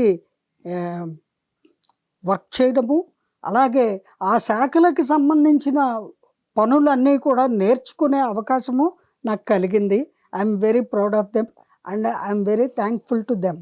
అండ్ ఫస్ట్ టీవీ సీరియల్స్ కూడా మీరే చేశారు కదా తెలుగులో. అసలు తెలుగులో ఒక సీరియల్ అనేది ఒకటి ఉంటుంది, ఇలా ధారావాహిక రావాలి, ఎపిసోడ్ నుంచి ఎపిసోడ్ ఇలా ఎండ్ మళ్ళీ ఇంకో ఎపిసోడ్, మీరే కదా చేసింది? అవునండి. ఎపిసోడ్ అది అంటే అప్పుడు ఇంత స్థితప్రజ్ఞత అంటారా, అంటే ఇంత స్థిరత్వము, ఇంత స్థిమితము, అప్పుడు యంగ్ ఏజ్ కదా, రక్తం మరుగుతూ ఉంటుంది. ఎంత అప్పుడు మీ ఏజ్? అప్పుడు ఎంత 17, 16, 17 ఏళ్ళు. అప్పుడు వచ్చారా మీరు? ఇంటర్ చదువుతూ ఉన్న, ఇంటర్ అయిపోయి జస్ట్ డిగ్రీ ఫస్ట్ ఇయర్కి వచ్చాను. నేను 30లోనో. లేదు లేదు లేదు. ఇప్పుడు ఈ మనసు ఉంది కదా, మళ్ళీ మనసు దగ్గరికి వెళ్ళిపోయామంటే అప్పుడే లాక్కొచ్చేసి మనసు కూర్చొనివ్వదు కదా కుదురుగా. నాకు ఈ లలిత కళలు ఏవైతే ఉన్నాయో అందులో రైటింగ్, రచనా వ్యాసంగము, అది అక్కడి నుంచి నాటకాలు రాయడము, కవిత్వం రాయడము, బొమ్మలు గీయడం రాదు, కవిత్వం రాయడము, తర్వాత నెక్స్ట్ స్టెప్ నాటకాలు రాయడము, నాటికలు, ఆ రాసిన దాన్ని యాక్ట్ చేయడము, డైరెక్ట్ చేయడము, దాన్ని ప్రదర్శించడము. ఫస్ట్ స్కూల్లో, స్కూల్ స్టేజీ, ఆ స్కూల్ రంగస్థలాన్ని పావనం చేసేసిన తర్వాత నెక్స్ట్ ఏమిటి, రవీంద్ర భారతి. అప్పట్లో రవీంద్ర భారతి పెద్ద ఆడిటోరియం. తర్వాత మాకు కాలక్రమేణా త్యాగరాజ గాన సభ స్టార్ట్ అయింది. ఈ 2 వేదికలు, వీటి మీద ప్రదర్శనలు ఇవ్వడము, ఆ నాటకాల ఇది కొనసాగుతూ ఉన్న రోజుల్లో 1974లో హైదరాబాద్లో దూరదర్శన్ స్టార్ట్ చేశారు, తెలుగు దూరదర్శన్. ఆ తెలుగు దూరదర్శన్ ప్రారంభించగానే సోమాజిగూడలో ఆఫీస్ పెట్టారు. దానికి 1 కిలోమీటర్ డిస్టెన్స్లో మేము ఉండే మా సొంత ఇల్లు. సూపర్. ఇంకెక్కడ ఇక్కడ కళ్ళు మూసి తెరిచేసరికి అక్కడ సైకిల్ వేసుకొని అలా వెళ్ళిపోయేదాన్ని. రాకెట్ అనమాట, సైకిల్, స్కూటర్ ఇవన్నీ నడిపేసేదాన్ని ఆ రోజు. అందులో పనిచేసే ఆ Doordarshan director, chief makeup men, chief sound engineer, chief cameraman, వీళ్ళందరూ మాది సొంత ఇల్లు కదా, ఓన్ హౌస్, వాళ్ళంతా మా టెనెంట్స్. ఇలా కుదిరిందా మరి? Okay okay. ఎప్పుడైతే ఇంక ఎవరు రికమెండ్ చేయక్కర్లా, మొత్తం దూరదర్శన్లో మేజర్ ఇంపార్టెంట్ స్టాఫ్ మా ఇంట్లోనే ఉండేవారు. ఇంకేముంది, నేను హుషారుగా యాక్టివ్గా ఉండడం చూసి అప్పుడు మొత్తం ప్రోగ్రాము దూరదర్శన్లో 1 అవర్ వచ్చేది.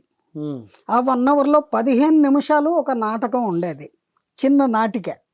ఆ నాటిక కూడా 2 సబ్జెక్టులు, వయోజనుల విద్య, ఫ్యామిలీ ప్లానింగ్, డ్రామా, ఈ 2 సబ్జెక్టులు.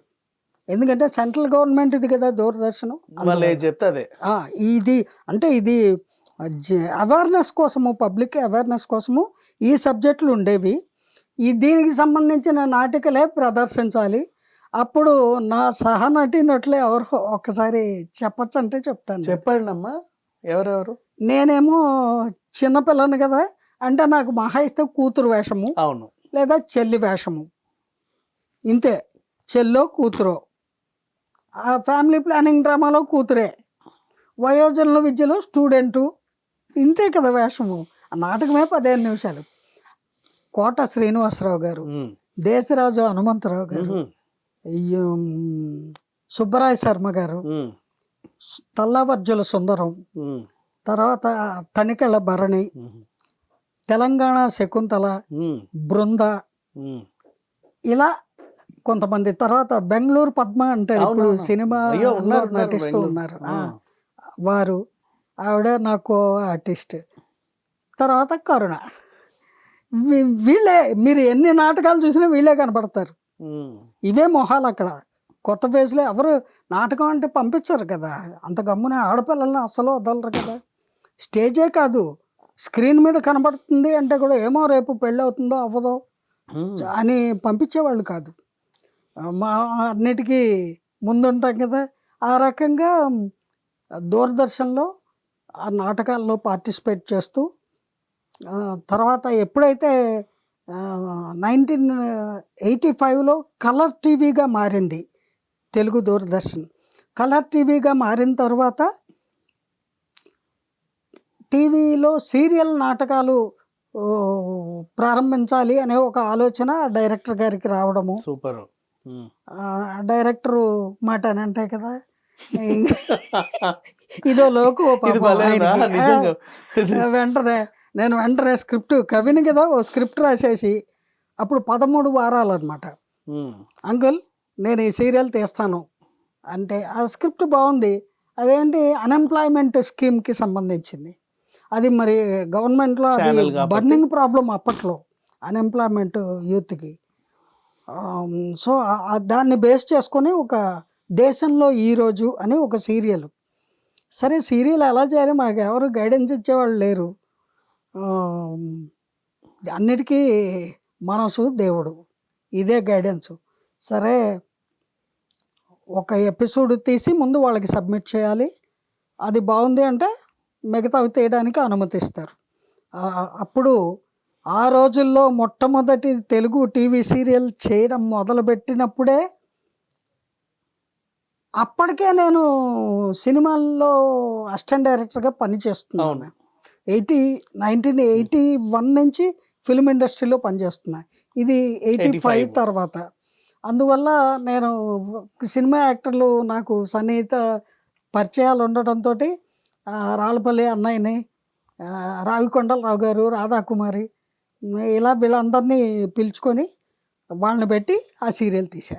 మళ్ళీ ఏమో నాలాగే కొత్త మొహాలను పెడితే చూస్తారో చూడరో, మళ్ళీ అది మొదటి సీరియల్ కదా, మంచి పేరు రావాలి.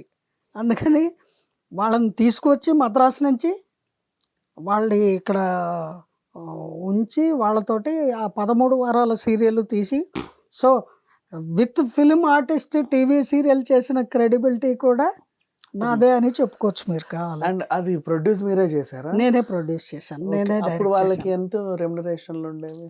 వాళ్ళండి ఆ రోజుల్లో వాళ్ళందరూ, ఆ రోజులే కాదు ఈ రోజుల్లో అయినా కూడా నాకు పరిచయం ఉన్న ఫిల్మ్ ఇండస్ట్రీకి సంబంధించిన నటీనటులు కానీ, టెక్నీషియన్స్ కానీ, 24 క్రాఫ్ట్స్కి సంబంధించి ఫైట్ మాస్టర్స్ కానీ, డాన్స్ మాస్టర్లు కానీ, ఆర్ట్ డైరెక్టర్లు కానీ, ఎవరైనా సరే కరుణమ్మ వెళ్ళి అడిగింది అని అంటే ఎస్ అని వచ్చేవాళ్ళు. సూపర్. అంతేకాదు పారితోషికం కూడా యథాశక్తి, అంటే నా శక్తి కొద్దీ నేను కవర్లో పెట్టిస్తే ఆ కవర్ని కూడా ఓపెన్ చేసేవాళ్ళు కాదు నా దగ్గర. వాళ్ళు ఇంటికి వెళ్ళాక ఎక్కడో ఓపెన్ చేసి చూసుకునేవాళ్ళు. ఒక్కసారి కూడా మాకు ఎంత ఇచ్చావు అంత ఇచ్చావు అని ఎవరూ అనలేదు. వాళ్ళు నా మీద అభిమానంతో, ప్రేమతో, ఇష్టంగా వచ్చి నటించారు. వై విజయ్ గారు, శ్రీలక్ష్మి, కృష్ణవేణి గారు, ఇలాగా చాలామంది, బాబు మోహను, వీళ్ళందరూ కూడా నా సీరియల్లో యాక్ట్ చేశారు.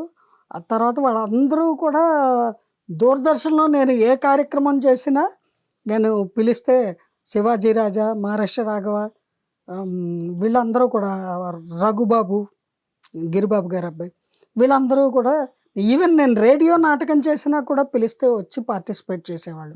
నాటకము అంటే వాళ్ళకి అంత అభిమానము. అలాగే కరుణ అంటే కూడా అభిమానము, ఇష్టము ఉండబట్టి పిలవగానే వచ్చేవారు. I'm very happy in that way. So ఇదంతా బాగానే ఉంది, మీ కళలు బాగానే ఉన్నాయి, మీ ఆధ్యాత్మికం బాగానే ఉంది.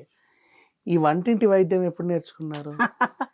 అది యాక్చువల్గా నేర్చుకోలేదండి, తెలుసుకున్నాను. నేర్చుకోవడం వేరు, నేర్చుకోవడం అంటే ఒక గురుముఖత, ఒక గురువు దగ్గర, ఒక వైద్యుడు, ఒక పెద్ద వైద్యుడి దగ్గరికి వెళ్ళి లేదా పుస్తకాలు చదువుకున్నాం నేర్చుకుంటే అది నేర్చుకోవడం. తెలుసుకోవడం అంటే నిప్పుంది, అందులో వేలు పెడితే ఏమవుతుంది, పెడితే తెలుస్తుంది కదా, తెలుసుకోవడం కదా. అలాగా ఇవి కొంచెం జీలకర్ర నోట్లో వేసుకుంటే దాని టేస్ట్ తెలుస్తుంది, వాము తింటే వాము తెలుస్తుంది, ధనియాలు తింటే ధనియాలు ఎలా ఉంటాయో తెలుస్తుంది, మిరియాలు తింటే మిరియాలు ఎలా ఉంటాయో తెలుస్తుంది. అలాగా ఇవన్నీ వంటింట్లో మనకి నిత్యావసర వస్తువులు, వంట చేసుకోవడానికి మనం నిత్యము వినియోగించుకునేటువంటి పదార్థాలు. మన స్టమక్కి ఏవి హామ్ చెయ్యవు, జీర్ణ ప్రక్రియకి ఏది కూడా ఇబ్బంది కలిగించదు. అవన్నీ ఏళ్ల తరబడి మన అమ్మ నాన్న వంటలు చేసి పెడుతున్నవే కదా. ఏది తింటే ఏమవుతుంది అనేది ప్రయోగంలాగా నేనే చేస్తూ అలా ఒకేసారి ఇంత జీలకర్ర తిని చూసారా లేదండి, లేదు లేదు, అంత కాదు. కాంబినేషను జీలకర్ర సోంపు ఓకే ఆ రెండు కలిపి కొంచెం దోరగా వేయించి పౌడర్ చేసి పెట్టుకొని రోజు ఒక హాఫ్ లీటర్ వాటర్లో ఒక 2 స్పూన్లు వేసి మరగబెట్టేసి పైన కూరల్లో వేస్తారుగా మంచి సువాసనకి కరివేపాకు, పుదీనా, కొత్తిమీర, అలా ఇవి కూడా వేసేసేదాన్ని. ఆకుకూరలు గ్రీనరీ, అందులో క్లోరోఫిల్ ఉంటుంది. ప్రతి ఆకుకూరలో ఒక విటమిన్స్, మినరల్స్ ఇవన్నీ లభిస్తాయి అలాంటివి. అందుకని ఆకుకూరను వేసేసి మంచి స్మెల్ వస్తూ ఉంటుంది. అప్పుడు ఈజీగా తాగేగలం అని దాన్ని ఫిల్టర్ చేసి బాగా మరిగిన తర్వాత గోరువెచ్చగా అయ్యాక ఒక గ్లాసుడు తాగేస్తే ఇది ఇబ్బంది లేకుండా ఫ్రీగా అయిపోతుంది. ఎసిడిటీ ఉండదు, గ్యాస్ట్రిక్ ప్రాబ్లమ్స్ ఉండవు, ఒంట్లో అవసరానికి మించిన నీరు ఉండదు, ఒబేసిటీ ఉండదు. చక్కగా గాల్ బ్లాడర్లో కానీ ఈ కిడ్నీస్లో కానీ స్టోన్స్ ఉంటే అవి వాటంతటా అవే కరిగిపోతాయి, కరిగి యూరిన్లో బయటకు వచ్చేస్తాయి. ఇవన్నీ కూడా స్వయంగా ప్రాక్టికల్గా చేసి నేను చూశాను. అయితే ఆ వ్యాధులు ఏవి నాకు లేవు, బట్ అదొక సరదా నాకు. ఇది చేసి చూద్దాము. ఎప్పుడైనా ఏదైనా వికటిస్తే ఇందులో వికటించేది ఏమీ లేదు, అదేగా నేను చెప్పేది. ఓకే అన్ని మనం అసలు మీకు సైడ్ ఎఫెక్ట్ అనేది ఉండదు. ఉంటే ఎఫెక్ట్ పర్ఫెక్ట్గా మనకి నయం అవుతుంది. అది కడుపు ఉబ్బరంతగా ఉంది, గ్యాస్ ఫామ్ అయింది, కొంచెం వామ్ వాటర్ కలుపుకొని వేడి చేసుకొని వేడి నీళ్ళలో వామ్ వేసుకొని తాగేయడం, అప్పుడు మనకి తగ్గిపోతుంది. అప్పుడు ఏం తెలిసింది, కాసిన మెంతులు, ఇంత పసుపు, ఇంత పెరుగు, ఒక చెంచాలో ఇంత వేసుకొని మింగేయడం. అప్పుడు మోషన్స్ కంట్రోల్ అవుతాయి. రోజుకి 10-15 సార్లు మోషన్స్ అవుతాయి కొంతమందికి. వాళ్ళకి ఎన్ని యాంటీబయాటిక్స్ వేసినా తగ్గదు. కానీ ఇన్ని మెంతులు, ఇంత చిటికెడు పసుపు, 1 స్పూన్ పెరుగు కలిపి ఒక రోజులో 3 సార్లు, పరగడుపున, మధ్యాహ్నము, సాయంకాలం సూర్యాస్తమయం టైంకి 3 సార్లు అలా తీసుకుంటే, ఒకే ఒక రోజు తీసుకుంటే చాలు, విరోచనాలు బంద్ అయిపోతాయి. ఇకపోతే యాజ్ అన్ ఇంట్రొడక్షన్ లాగా మహిళా దినోత్సవం రోజు స్పెషల్గా మిమ్మల్ని ఇంటర్వ్యూ చేయాలని పిలుచుకున్నాను. మీ సినిమా అనుభవాలు, మీ ఈ ఆరోగ్య చిట్కాలు, అండ్ ఇకపోతే మీ ఆధ్యాత్మికత, అలాగే మీలో ఉన్నటువంటి సామాజిక అంశాలు, ఇవన్నీ కూడా మనం తరచుగా మాట్లాడుకుంటూనే ఉందామమ్మ. అండ్ ఈరోజు మాత్రం ఇంతటితో సెలవు తీసుకుందాం. నమస్తే. చాలా సంతోషం. Thank you very much. And మీరందరూ ట్రీ మీడియాని ఇలాగే ఆదరిస్తూ మరిన్ని మంచి కార్యక్రమాలు మీ ముందుకు తీసుకువస్తారు. చూస్తూ ఉండండి.